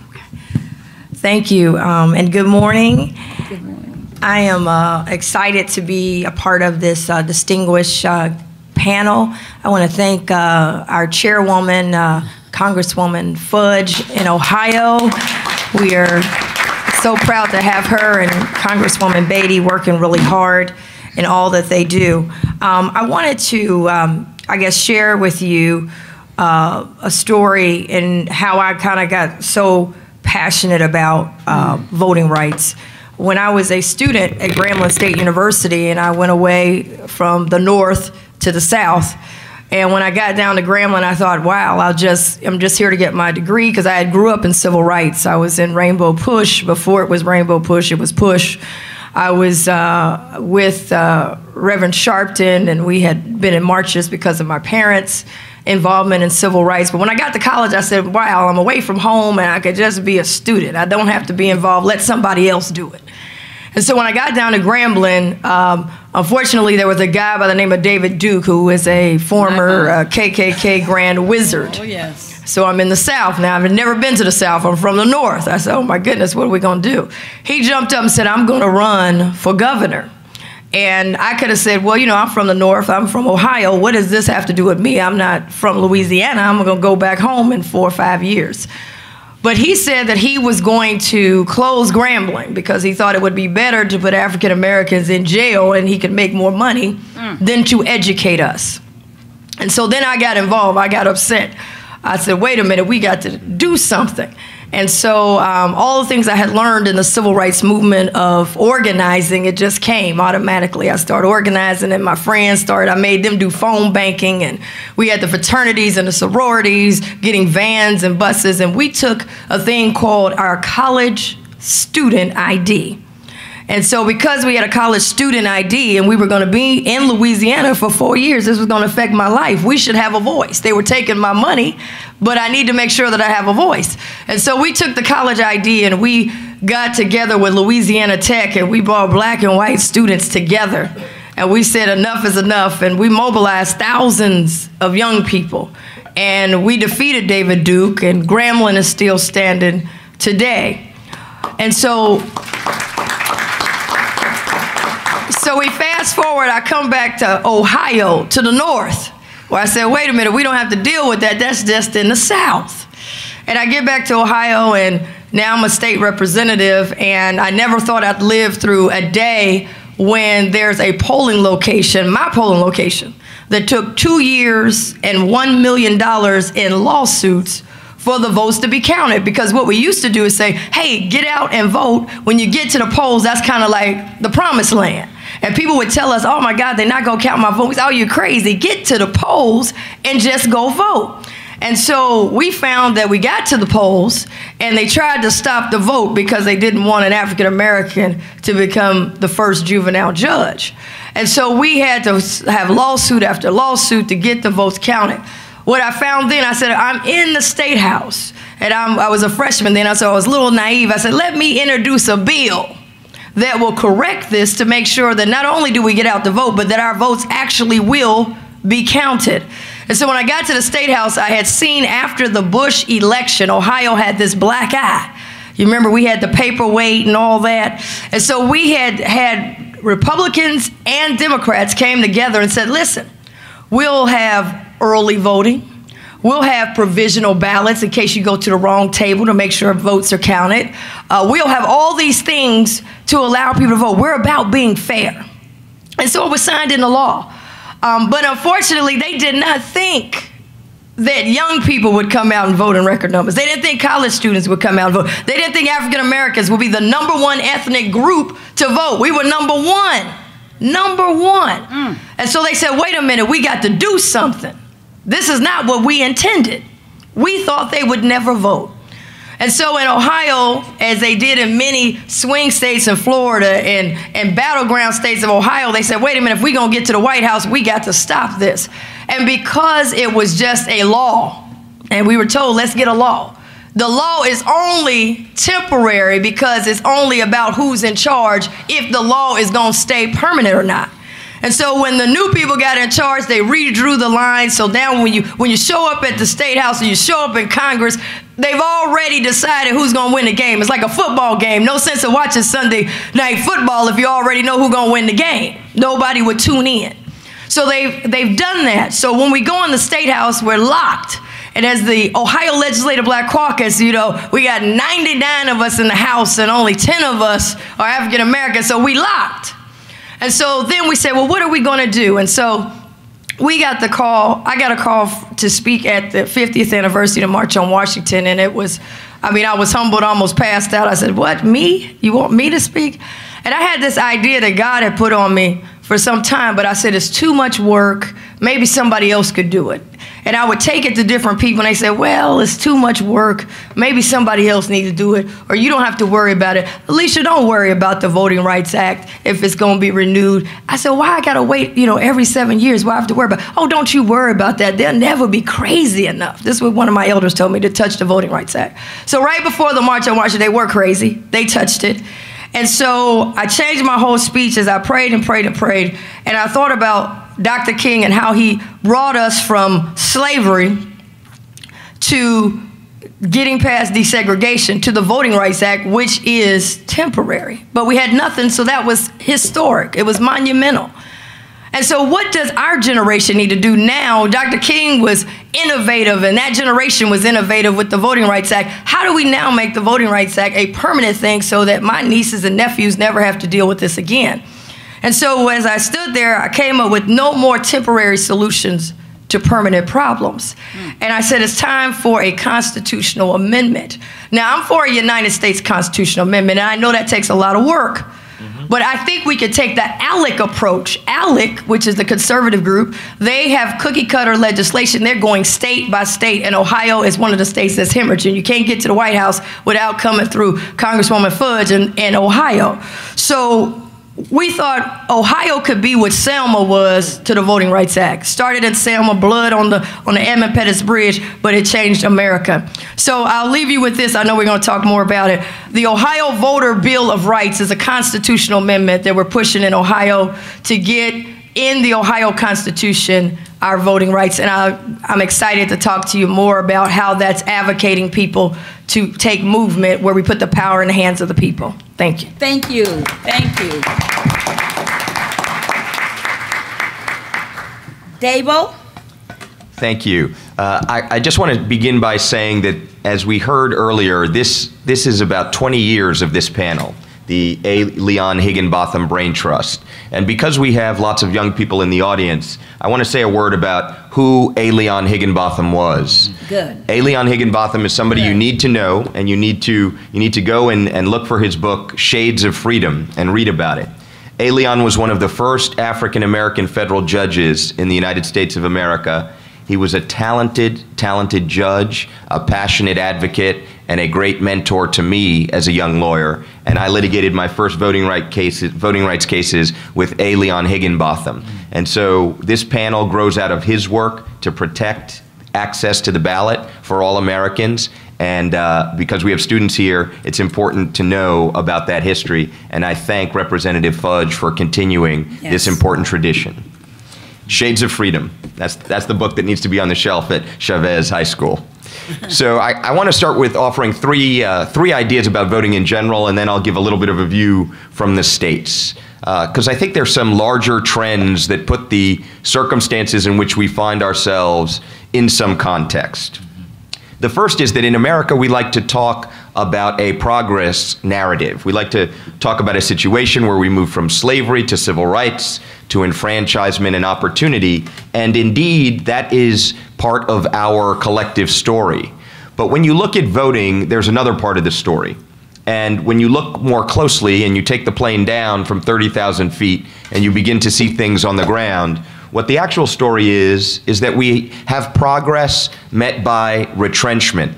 That is, that the gains that we see in voting are often met with a response that are designed and intended to narrow that access to the polls. Because entrenched powers often like to hold on to their seats, manage the game as they know it, and not allow everybody to have their voices heard. And so when you think about voting, it's important to think about the progress that it represents and the opportunity it represents, but it's also very important to know that the history is one of ebbs and flows. It moves forward and it moves backward, and the difference in the direction that it ultimately lands in is you sitting in the audience today. That's the real difference. The thing that undergirds this pattern is the idea that there are actually, if we think about it, two ways to win elections. We think about the obvious way, which is to get out more of your supporters to the polls, and then on election day you win. But as a practical matter, there are two ways to win elections. One way is the way I just described. The other way is to look to your adversaries, your opponent's supporters, and find a way to block their ability to get to the polls. Both are traditions in our country. Both are traditions in our country. Not just mobilization, but efforts designed to impede access to the ballot box. That is a tradition as well. And what's important to know about that is that sometimes people view that as the more efficient way to proceed. There are risks in trying to mobilize voters. You don't know what issue is going to bring somebody out on election day. You have to get them registered, then you have to get them to the polls, then you have to hope that they vote for you and don't vote for the other person. If you can target your adversaries' voters and you can impede them, some have decided that that's a more efficient way. It's not a proud way. It's not a way that is consistent with the finest traditions in our country, but it's a way that's practiced. And I want you to think about some of the things we're talking about today in that context. There are two ways to win elections.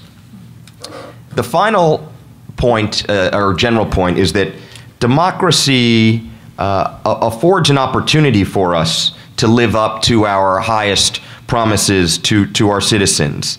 It's really an opportunity to lift up voices and to have those voices heard. It's an opportunity that some have mentioned earlier today is not practiced enough. That is to say, the opportunity is there, but sometimes people don't show up on election day. They show up for the election that's big and in the news, but the one that's closer to them and may have a greater impact on their day-to-day lives, they stay at home, they go to school, they go to a movie, they're playing their video game. And what you need and what we need is a culture of voting all the time. Yes. Voting all the time, every election. It needs to be an intergenerational legacy that parents pass down to kids, that we talk about with each other, kids talk about, and at school you talk about it, and you mobilize. You can fight about it on the way to the polls. You can walk in and your objective could be to block out somebody else's vote by voting for somebody else. I'm not telling you who to vote for. I'm telling you to make voting part of what you do. It's a responsibility that you owe to yourselves, to those who cleared the path, and to future generations. Now, very quickly, I just want to touch upon some points. We're supposed to be talking about the states, and I'll hit it real quick and I'll be done. The view from the states has really, there's three types of things going on, and we need to think about all three. We've heard a little bit about the hand-to-hand combat. These are the fights in the courts to block these suppression efforts that we've heard a bit about. And the fights are all over the country. They're happening in Wisconsin. They're happening in Ohio. They're happening in Texas. State by state, without some of the protections that we had, it's necessary to go into the courtroom, mount a very expensive and complex litigation, and block these fights out. But if you look at these fights, what you see is that you get uneven results. Some of the suppressive tactics are blocked, and then the way is cleared. Others, they go forward.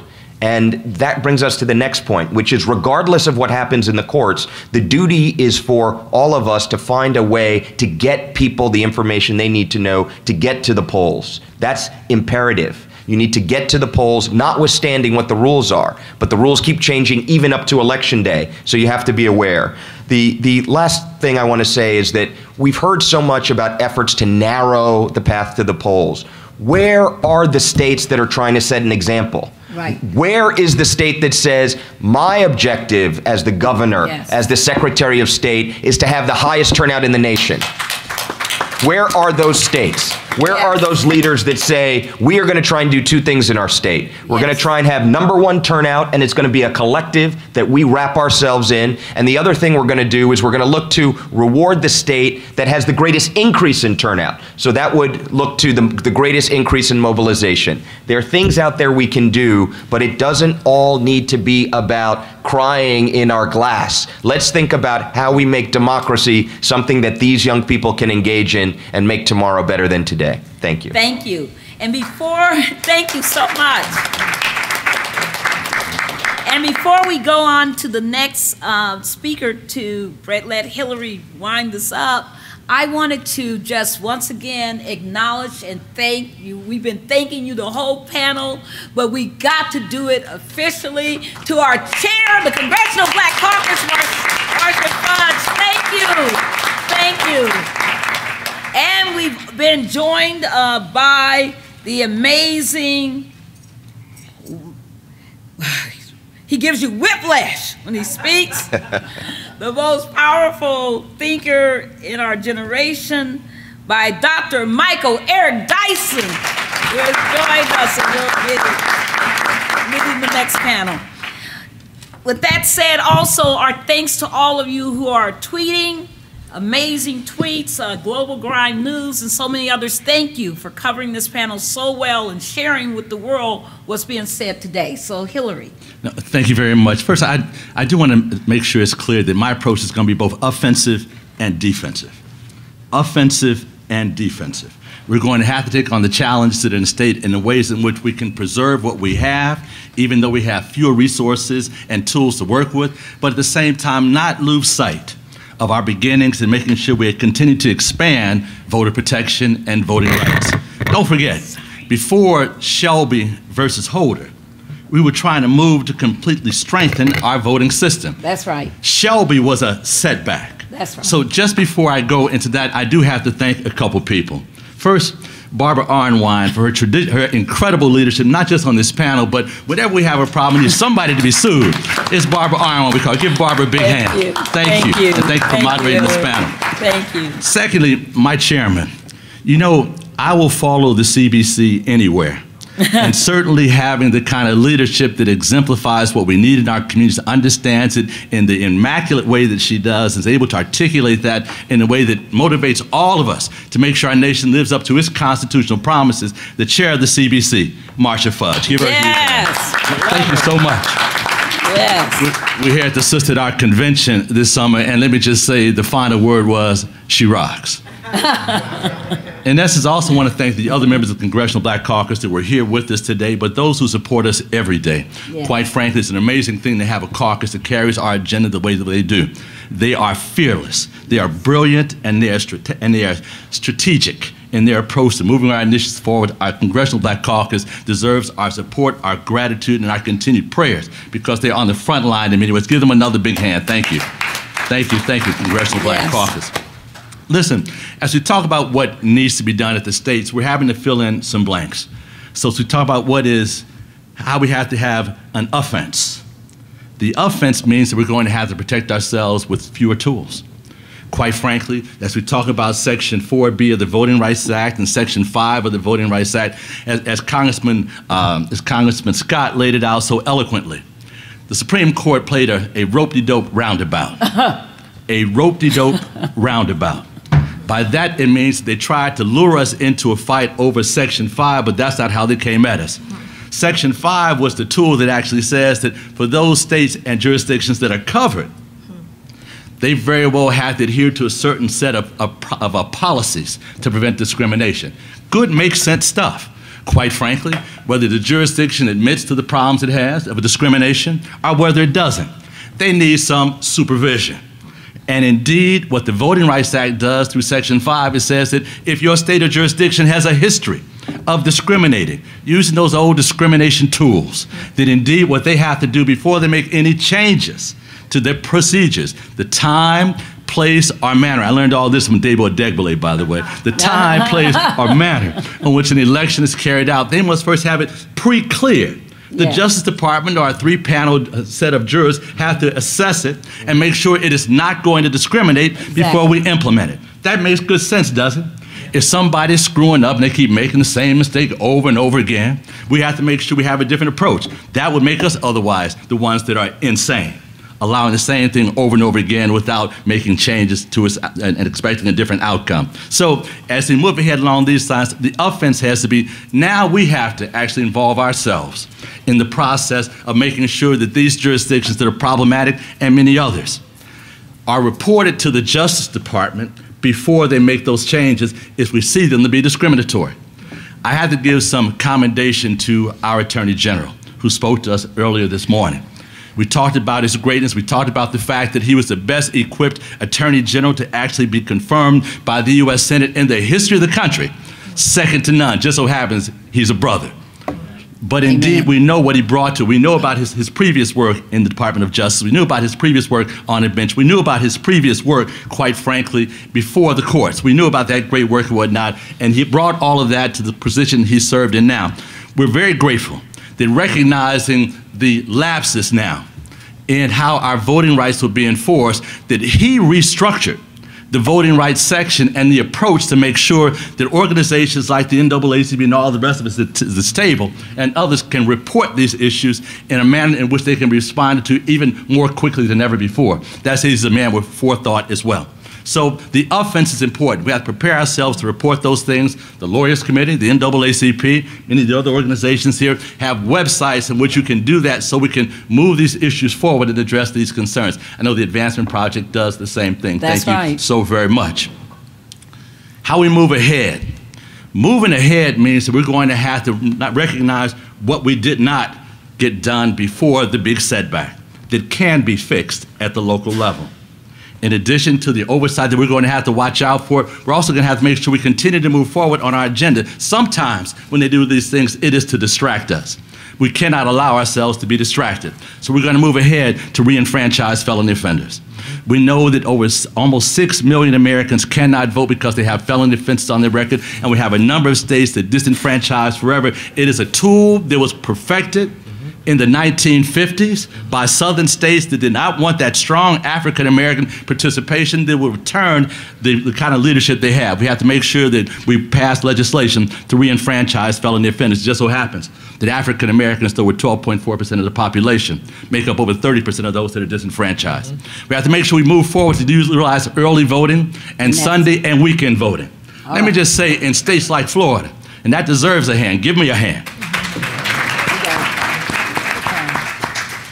Over 30% of those that use early voting in the state of Florida just happen to be black.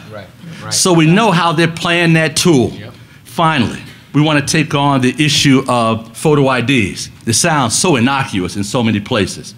But if we look at this, we know there's a grander plan among these things when we look at the outcome of how these tools are utilized. Thank you, Hillary. The last point I want to make, Barbara, in the state of North Carolina, it just so happened when they tried to move the voter ID bill, we did an assessment of how many voters will be locked out of the process, but we also looked at how many voters within that grouping actually voted for President Barack Obama. It just so happens that if they move that voter ID bill, over 740,000 North Carolinians would have been locked out of the process. It also just so happened that Barack Obama won North Carolina by 640,000 votes. Amen. Thank you so much. All right, thank you. If you have a question, because we're only have a few more minutes for this panel, if you have a question, please, right here, she will give you a sheet so you can write your question down, and then the question will be asked of the panel. We want to make sure that we hear your questions. I see a couple of hands. Put those hands up real big. You know how to do them. There we go. And so that we can get your questions so that we can answer your questions. I'm just going to ask a few questions of the panel to get us started, because this is meant to be interactive, and I am so, amazed and pleased with the young turnout that's here today. So the question is, a lot of people come to me and they want to know how to. And the question is, how do I become an elected official? How can I help to support someone to become an elected official? So let me, start about how do we address this challenge of creating this pipeline of African Americans in elected office. So I'm going to start this time with Dave and come down the panel. Well, I'm not an elected official, so I may not be the most qualified to say. In fact, as you may have observed, I'm not an official of any kind. That said, you have to get in the game. If you want to engage in politics, oftentimes it begins in school. It can begin in your community. You can organize around an issue, and you have to be somebody that cares about the issues of the day and has the courage, because it takes courage, to put yourself forward and to make sure that you have something to say and engage in the community. And once you have that local base of support, you start small and you end up perhaps even on this panel as a member of Congress. I think if you were to look at the members of the Congressional Black Caucus, you would find that almost everyone had served in a lesser office before they made their way up to the office that they now hold. So what I would say to you is, decide if you have the mettle for it. If you do, organize in your local community, set your sights on an office that you think you can achieve, and then go for it. Thank you. I'm going to yield my time to the honorable woman from Ohio. Yes, who is the elected official, right? First of all, you don't have to be an elected official to make a difference. I started in organizing, but then I actually was recruited. And it was, at that time, Congresswoman Maxine Waters. She was in town out in Cincinnati. I was organizing a issue around keeping health clinics open for the poor. And she said, you need to run for office. And I said, well, that sounds good, Congresswoman, but I can help with the Congressional Black Caucus. I want to travel the country. I want to organize. And she said, you didn't hear me. Don't call me till you're ready to run. And then she called Congresswoman, the late Congresswoman Stephanie Tubbs. And then I got a call from her. And I really knew I was in trouble then. She, I need to sit down with you. You going to run. So I prayed about it and ended up running for council for Cincinnati. And at that time, they weren't electing young people. They weren't electing. They said I was too young. I was too female and probably too black at the time, they thought. And but when I called the two ladies back, because it's one thing to tell people you should run. It's another thing to support them. And because I don't have any money, how am I going to do this? And so I called them both back, and they came to Cincinnati, and they helped me campaign. They walked me through the process, and they've been with me, all the way, Congresswoman Tubbs, all the way till she passed. And then I picked up Chairwoman Fudge, and when you get on an issue, this voter Bill of Rights, people thought, oh man, she's crazy. And it's an issue that starts in Ohio, but it has national implications. Putting a constitutional amendment in the state of Ohio would set the tone for the rest of the country. We had to get language, we had to get signatures. And so when I gave a speech, a lot of times they said, that's a good speech, now go home and she's not gonna do anything. But when Chairwoman Fudge picked up the phone, we talk almost every week, I bug her, but she always picked up the phone and she said, listen, I'm gonna stand with you on this, you gotta do this. And we have a grassroots movement. So the things I learned being grassroots, I can't get it done inside. I gotta go outside. So we got 100,000 signatures. We need 385,000, not online signatures, paper signatures. 100,000 in Ohio, in rural Ohio and urban Ohio, because of Chairwoman Fudge standing up for me and saying, listen, I'm gonna make some calls and some money gonna come down there to support what you're doing. So it takes us mentoring each other, and I just wanna thank her for that. And she's protected me too, because people come in as vultures on you, and she said, you better leave her alone. And because of her, I think we will have, I know we will have, Ohio voter Bill of Rights in the Constitution, first time in the history of our country and in our state. So thank you, Congresswoman. Appreciate it. All right. Okay, questions from the audience. How do you believe young students like us can help with making a change with voting rights, even though we cannot vote?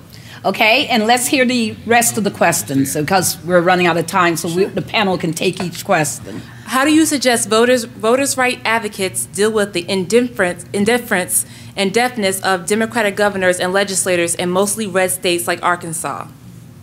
And then the last question, you alluded to two different ways to permanently gain enfranchisement for all, through the states or federal level. Which of those two would be most effective given where we are today? All right, panelists, who would like to take what question? I'll jump on the first one. Yes.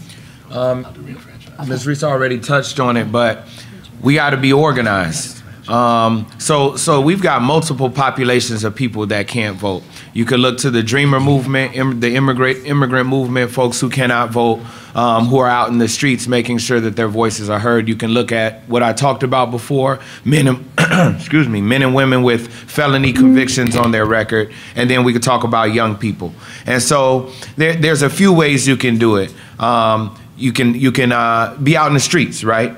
And so that means what we talk about as civil disobedience or direct action, making sure that your voices are heard, right? You can visit with your local officials. They'll either take a meeting or you can make them take a meeting. It's one of the two.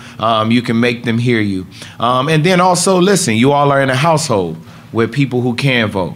Make sure that you do everything that you can to remind your mother and father to vote, your brother to vote, and make sure that they know that they're not just voting for themselves, they're voting for their community, and many times they're voting for their entire family, because we got a lot of households where people are not able to vote. And so I would say use those methods. There's an outside-inside strategy, but know when those voting days are, know when early voting is, and make sure that your family is able to vote, is able to get out there on those days. Those are the things I would say. Thank you. That's excellent. Hillary?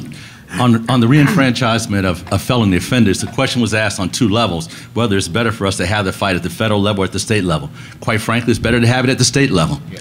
States do have control over these policies. For the federal government to intervene, it takes an extraordinary measure. These initiatives are put in place by the state and can be changed by the state. The fight needs to happen at the state level first. We need you to focus on what's happening in your state legislatures. It is those who are stripping these things away. Yes, Dave. On that point about state or federal, I think Hillary's quite right on the reenfranchisement issue. More broadly, it's not an either or, it's a both and. We heard a little bit earlier about the important bill that is pending in Congress to restore some of what was lost in the Voting Rights Act ruling.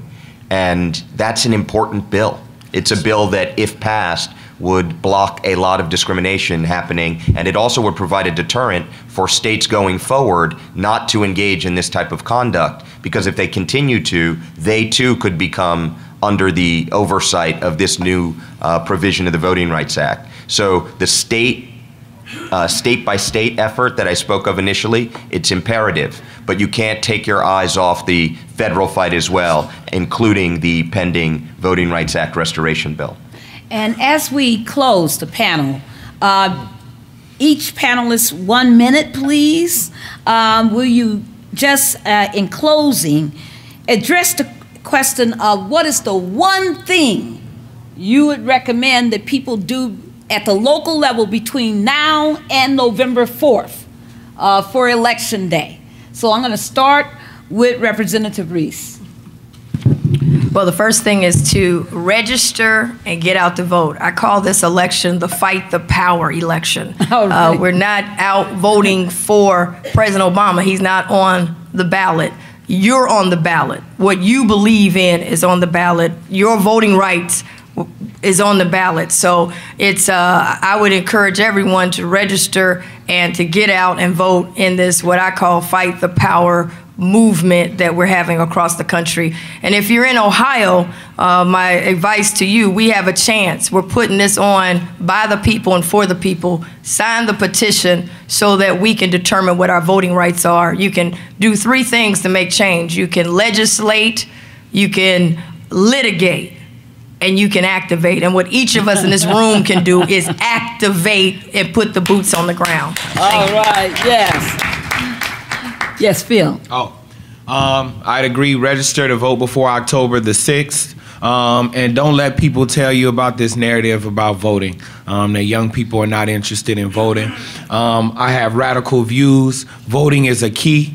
That opens a world of opportunity for us. So in Florida, in a state that doesn't want you to vote, voting is an act of civil disobedience. All right. And so November 4th is our day of action. And so voting is very important. But also remember that November 5th, they start a job that they earned from you. And so don't just give them their vote, let them into the room and not ever come back and hold those folks accountable. So I would say register to vote. Don't believe the narrative. Get out there and vote. Use our power. It's the foundation of democracy, and so we've got to do it and then hold them accountable starting on the 5th.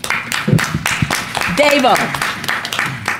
Very simply, take the U+2 challenge. That is, you make sure that you're ready to vote, and then find 2 friends, 2 cousins, 2 people in your community, and encourage them to get out to vote. Again, nobody needs to tell you who to vote for, but that you vote is imperative. U+2.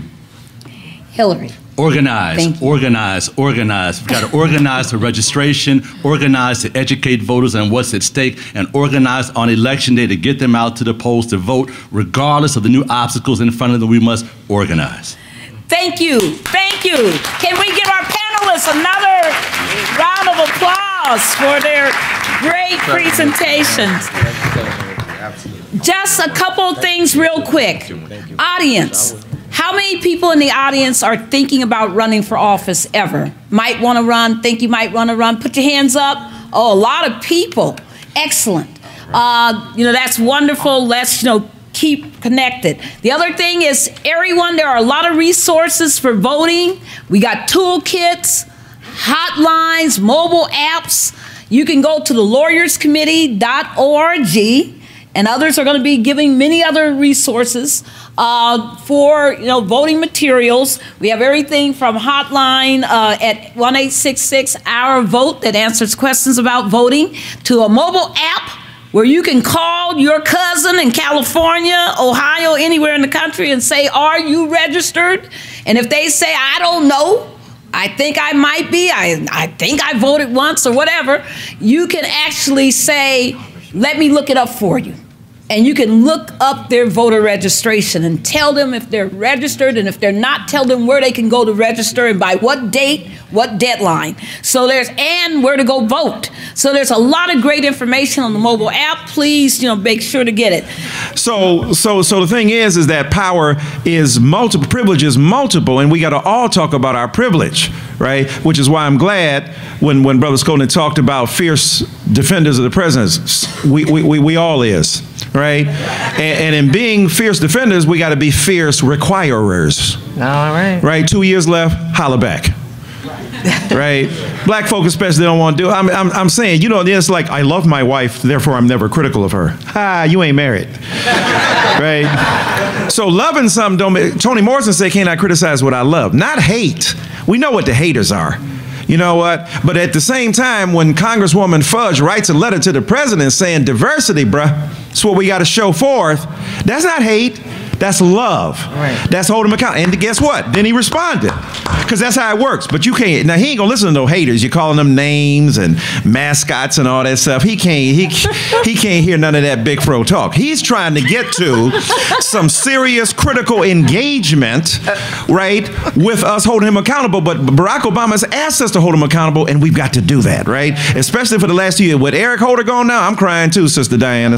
I'm just boo-hooing like a big dog because the blackness has left the room. You ain't never lied. I know y'all can't hear me. That's all right. That's all right.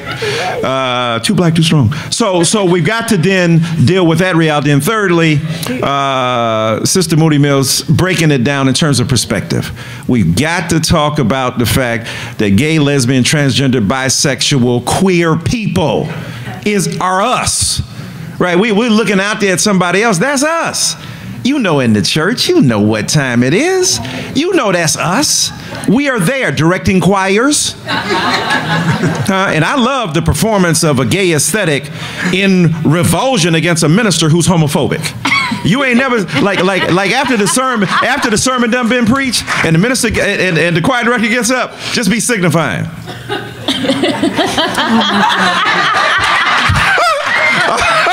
I know. I've seen it. All right. I done seen it, y'all. And for this sister to hear to talk, like, warn us, right? Don't be scared, because they're your children. I can't tell you how many people come up to me as a minister. Thank you for speaking up, because they got quieted deacons. They're your ushers and your preachers. No, man, yeah. Okay, I know. I see the white paper. Hold on. All right, I'm sorry. That's right. Diana said, dude, you're taking up all our time. I'm sorry. You're right there. So what I want to say then in ending, and then let's open the conversation with our panel, is that it's important for us to talk honestly about that perspective that includes everybody. Because we ain't going to get in on freedom's ship standing on somebody else's neck. We can't do that. We can't walk that plank. So I want to ask our panel now, in terms of the fact that we no longer have a black man at the top of the ticket, right? How do we mobilize folk to get out? Not just in terms of midterms alone, but that's important, but to take advantage of some of the agency that you were speaking about, some of the privilege you talk about, and some of the power you talk about. How do we get that done? Issues.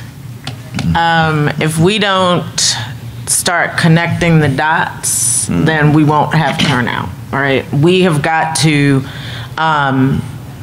Ferguson is so real for so many of us on lots of levels.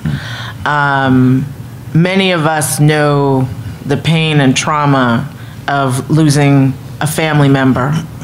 We know the pain and trauma of dealing with police. Police misconduct and brutality runs throughout our communities. I'm sure most people in this room have a story about, as my husband would say, the police. Where is he from? He's from New York, but he moved to Maryland and got all messed up. Anyway, I like that. and we all have our stories. Even sisters, we have our stories too about the police. And so the fact that, you could be a mother who has a son, you could be a woman who was stopped. I was stopped. I had on a baseball cap. They thought, oops. And but they still treated me like they were going to treat the brother that they thought they stopped. Right. The brother who just reached into the car to get his license. What? Why did you shoot me? Jesus, God. It's not real. I can't breathe. Those are the messages that should get us turning out. And making the connections to, there is a police chief who sits in Ferguson who was appointed by a city manager who is appointed by a mayor.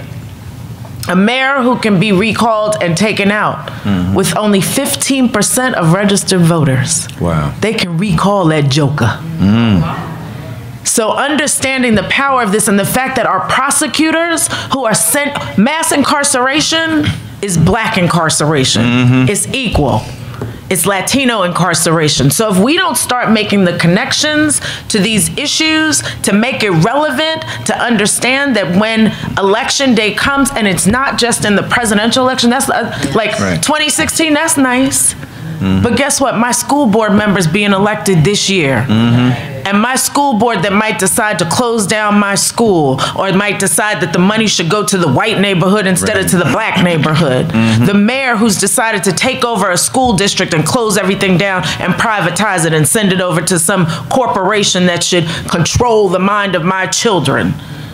We have to make the connections. I think but I think we have to make it real and concrete for people for their everyday lives. All right. I would add to that, I think that it's a two-way street, and the politicians have to step up. And I credit the CBC greatly with having forums like this consistently, not just in DC, but around the country in their districts, of talking to people. And what I would challenge politicians in this room and who are watching is, I can't tell you how many times I have offered political leaders a chance to sit with young people in their community, and they say, yeah, I'll do it. And then they never do it. And they think that a young person is just to vote, and the young folks don't show up to vote, so I don't want to waste my time. I don't have a lot of time, so I don't go meet with them. Well, let me tell you something. American history has changed historically when communication has changed radically. From the Pony Express to the radio, the FDR fireside chats, the American people hearing the president's voice for the first time, to the 1960 debate of Kennedy-Nixon, of watching on television. If you listened on the radio, you thought Nixon won. If you watched on television, Nixon was very nervous and sweating and Kennedy won. To the internet. And we're in that age now. But who invented the communication tools that we are using as politicians to communicate young people? That's right. We invented Twitter. We invented Facebook. We invented Instagram. We invented Pinterest. We invented all these tools of communication that not just politicians, brands and movie companies and corporate America are using to communicate to their consumer, to their constituency. So don't just think of a young person as a vote. Think of them as an idea. They are the brightest, smartest, most creative, most innovative generation this country has ever seen. Sit with them and talk to them and let them be your messengers of your movement, and they will deliver it better than you can any day of the week. I look at these beautiful young people here, and are you all in high school and college? High school. I think about Dr. Dyson, and I went to school at UCLA, and I think of the privilege it would be. I know we're joking a lot, but I say this in all seriousness, Dr. Dyson, the privilege it would be to sit in his classroom and learn from this man, and the way in which we've seen in the past 45 minutes, the way in which he teaches. I want to go back to college just to sit in that classroom, just to absorb that information. So as we think about where we go from high school, this is what you have to look forward to. This is the joy of learning that then you will teach to us as older folks of how to communicate.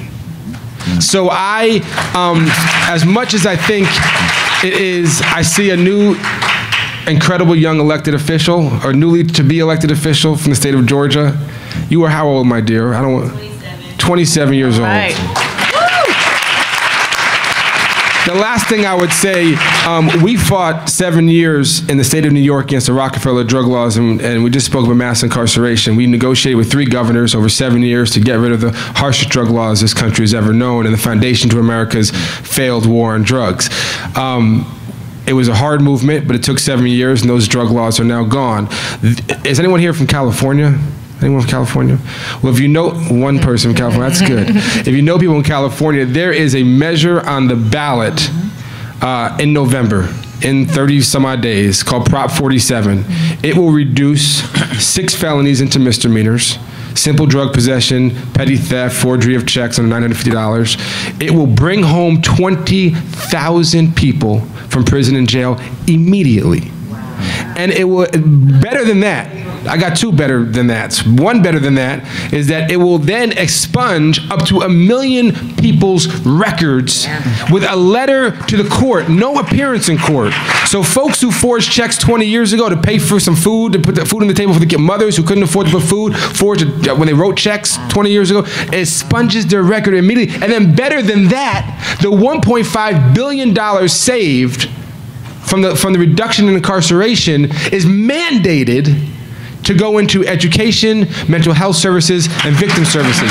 That is on the ballot in 30+ days. The voters of California can show this country we are done with mass incarceration. Right. We are sick of a failed drug war and a war against brown and black America. So when we want to mobilize, it's not always just to vote for somebody, but it's to vote for us. And that piece of legislation will do that. Wow. Beautiful, beautiful, beautiful. You want to No, that's okay. all that. Right. All that. Well, tell us then, you made an eloquent argument on behalf of kind of really, when you do the disaggregation of the data, you find out, hey, you know, black men are more likely to identify or self-identify as gay, and so on. So you're kind of killing all those myths out there. What's one of the, you know, tell us how for this next generation, because as both Attorney Dianis and Brother Skolnick have indicated, young people have been at the forefront. You know, this dissing of young people is ahistorical, because the people who have driven the civil rights movement, the people who have driven the voting rights movement have been young people who are willing to sacrifice. So tell us how not only young people, but, you know, gay, lesbian, transgender, bisexual people to struggle together, how we can coordinate struggles to be able to do something in the next round. Here's the deal, though. We already are. I mean, and I think that that's the piece that so many, I would say, of us who are connected to a quote-unquote traditional civil rights movement in a very old guard thinking way that is mostly politically activated, like grassroots politically activated think, is we're like, oh, it's going to be an election, we need to go, and we need to organize some people and stand out, you know, give somebody some money to hold up some signs and keep it moving. Young people are already, what we call, the language that we use is intersectionality, but young people are already intersectional in their thinking about the issues, about the organizing, about the advocacy. So in North Carolina, I mean, we are already seeing people who just recently, a guy who was really big in the, he actually ran for state senate in North Carolina. He's really big in doing the beating back against voter suppression there, doing the voting rights work. Happens to be a black gay guy. Just so happens to be that he's black and he's gay. He ran for office. He was just arrested, and I laugh at this because it's so ridiculous. He was just arrested a couple of weeks ago in North Carolina for putting pamphlets on people's cars talking about voting rights, and this is what it means, and this is why you should vote, et cetera, et cetera. He got arrested because apparently there's some law against like public passing out leaflets or something. And all of these people came to his defense. Gay people came to his defense because he's part of the gay community. Black people were showing out in the street, like, what is going, this happened in the broad daylight. And so it's already happening that the organizing is intersectional. I think that we just need to know that we've got to tap into that more. And as young people, we often chuckle, like Michael is saying, about the fact that elected officials don't come to us and ask us for solutions. They don't necessarily come to us and say, can you activate for us on behalf of these issues?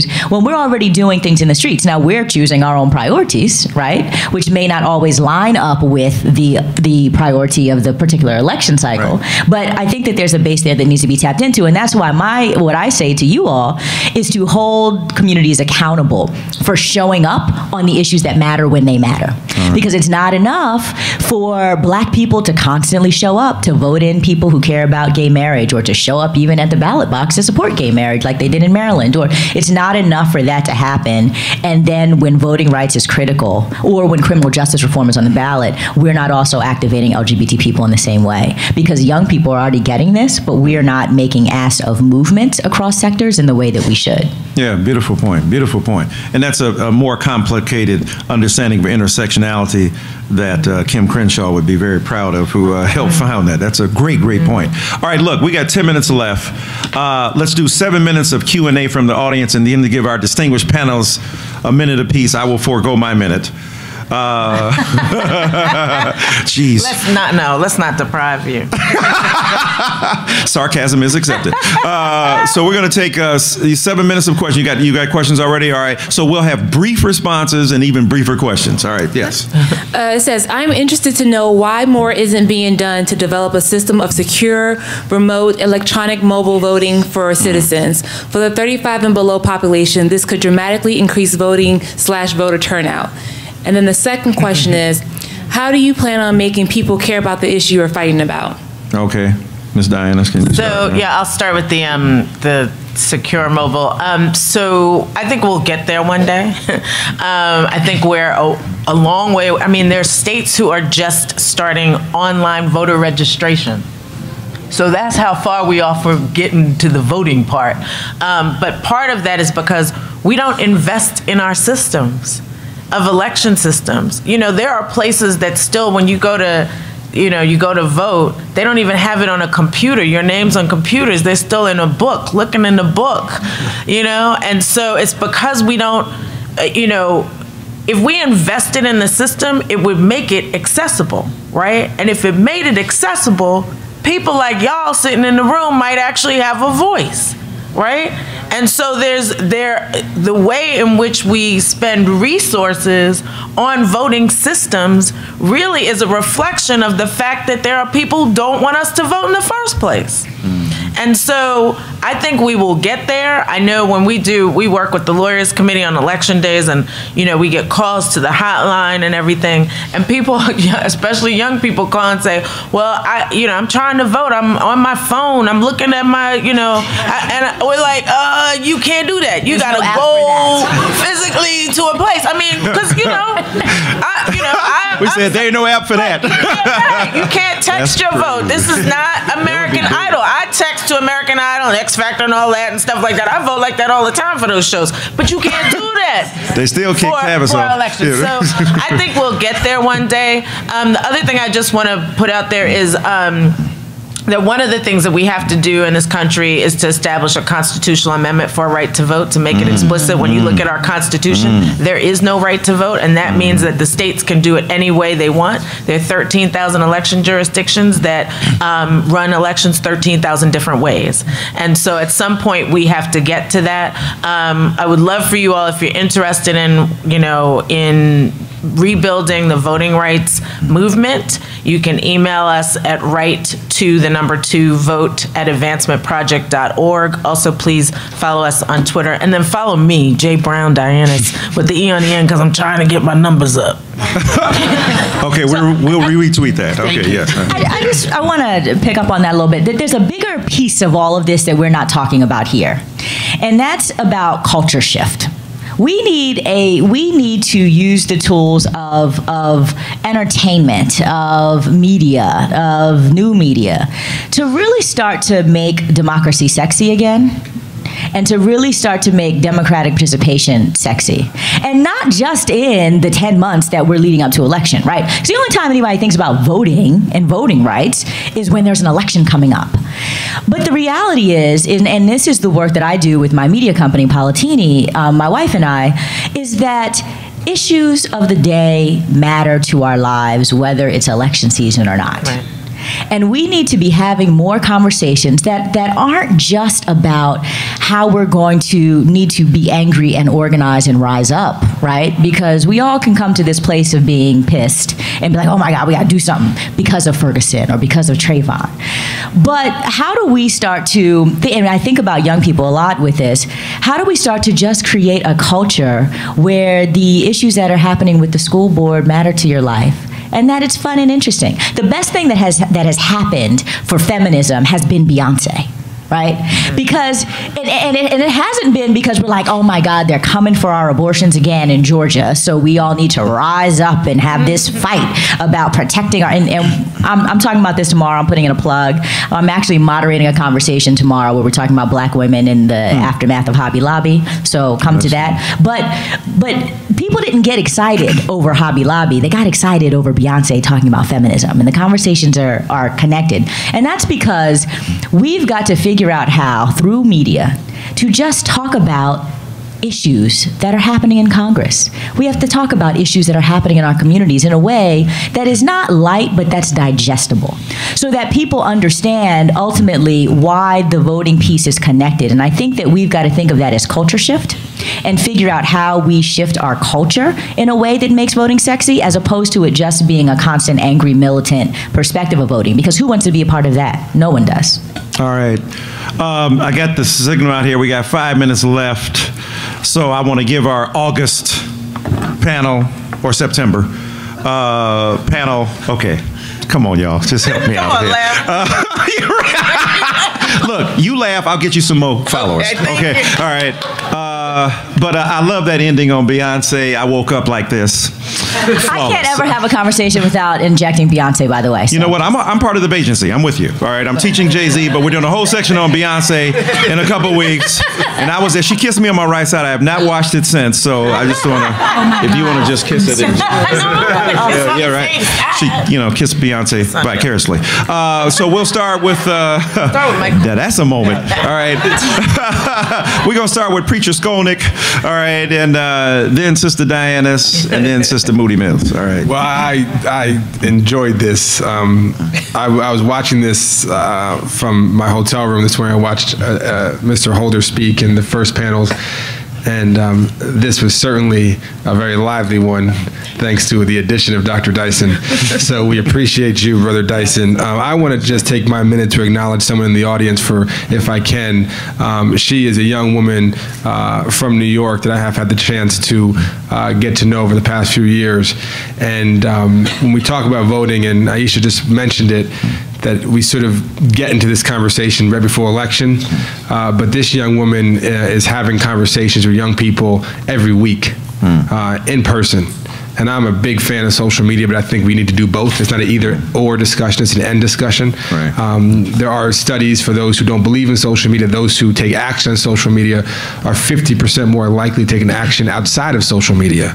So the hashtag activism actually is a good thing, because folks who get involved, the spark is made, and then they maybe come to an event like this and another spark is made, and they may organize or run for office. But Ashley Sharpton is someone who I greatly admire and does incredible work. She's over here. Incredible work in New York City at the National Action Network, organizing and discussing issues of deep importance and oftentimes sensitive. Not just issues that are in the news that are topical of that week, but things that sometimes don't get discussed amongst young people in the way in which she does. So it's called The Huddle. It's every week at the National Action Network. Everyone is invited if you live in New York, if you're visiting in New York. And she is someone who is doing the work every day on the ground, organizing young people around these issues we're talking about today. Beautiful, beautiful, beautiful. And that's why Reverend Sharpton's speech has been getting sharper. No, I get it, man. See, he ain't told me that part. All right. So first, I want to thank the doctor, because the doctor brought some funk to the room. I said with an N. I didn't say that. I was thinking about it, like that probably didn't come out right. Anyway, and thank you, Congresswoman. And I think, just to pick up on Michael's point, voting is important, but it's not the end of our responsibility. I think when we vote, we think, let's walk away. We voted in a person, let them do their job. But every day we have to hold these folks accountable, whether they're our friends or not. And that means it's about civic engagement. It's not just about voting. So it means going to those school board meetings. For young people, the most important thing for you to do if you're not of age to vote is to make sure that your parents and everybody you know are voting. There are campaigns that young people do that's really about vote for me because I can. I don't have a voice in that voting booth, but you can do it for me. And so it's important that we turn out, because especially in these midterm elections like this year, a lot of people aren't going to show up. You know, I always laugh about how like these local elections especially are like running like, I was senior class president in a high school of 3,000 people. And that meant that, you know, I had to turn out a lot of people to vote for me. It's the same amount of people who vote in some of these local elections. And that's a damn shame. Because these people are making, you know, decisions about our daily lives. So we have to make sure that in these in-between years that people are turning out, because those are the decisions that come home fastest and hit us at home fastest. Right. Beautiful, beautiful. All right. Well, I'm just honored to be here with all these overachievers and the good doctor. 3,000 people in your high school. I think I had like 100 in my graduating class. So I'll just briefly add that remember as you're doing this work that the messenger matters just as much as the message. Because we need to do a better job of getting young people engaged, of getting LGBT people engaged, getting our faith leaders talking about not only civic participation, but talking about voting rights in particular. And so I think that it's important, too, as we're thinking of a broader cultural narrative, to get unlikely characters involved in this conversation. It's easy to tune out the activist that's known to be the activist in the community. But when the person who's got like the latest rap CD coming out in the neighborhood starts talking about why Ferguson is problematic and why voting rights matters, then people listen in a way that they may not have listened before. So think how we broaden our coalitions. That's important. Know that the messengers really do matter. And let's figure out how we can get more. Beautiful, beautiful. Let's give them all a round of applause. Watch On the Run on HBO. It's a great, significant, and let's welcome to the podium now the great, the honorable, our Beyonce of politics, Representative Marsha Fudge.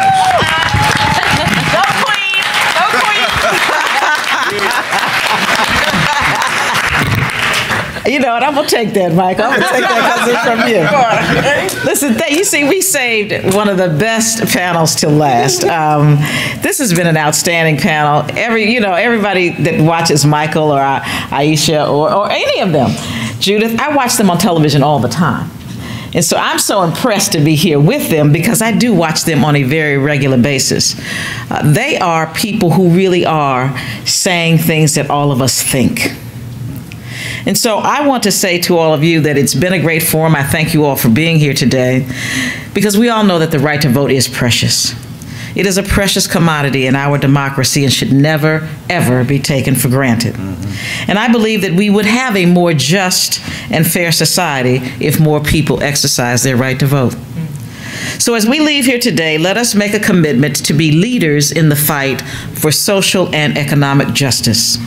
Let us remember that we do stand on the shoulders of so many who have worked so hard to get us this far. I would not be here today if it were not for people like Shirley Chisholm and Stephanie Tubbs Jones and Barbara Jordan, all people who I happen to have met in my life. We can make a difference.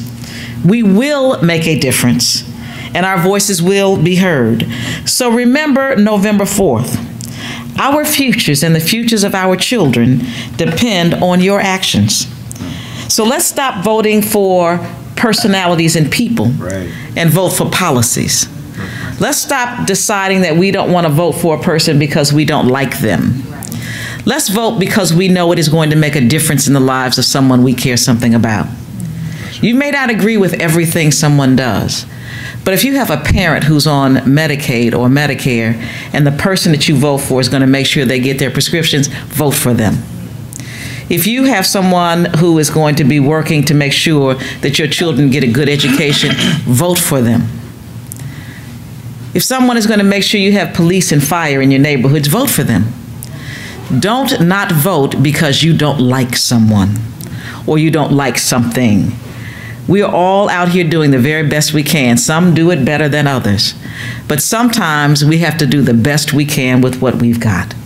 So don't ever be turned off about yourself or your own future and the future of other people around you. I want to thank Michael for helping us stream this live all morning long.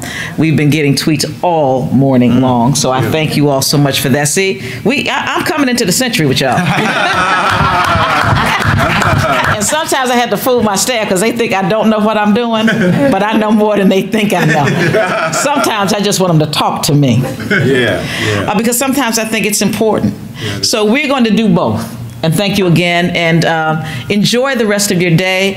I hope you'll spend some more time at this conference. Find something that's interesting to you. God bless, and remember November 4th. Thank you all.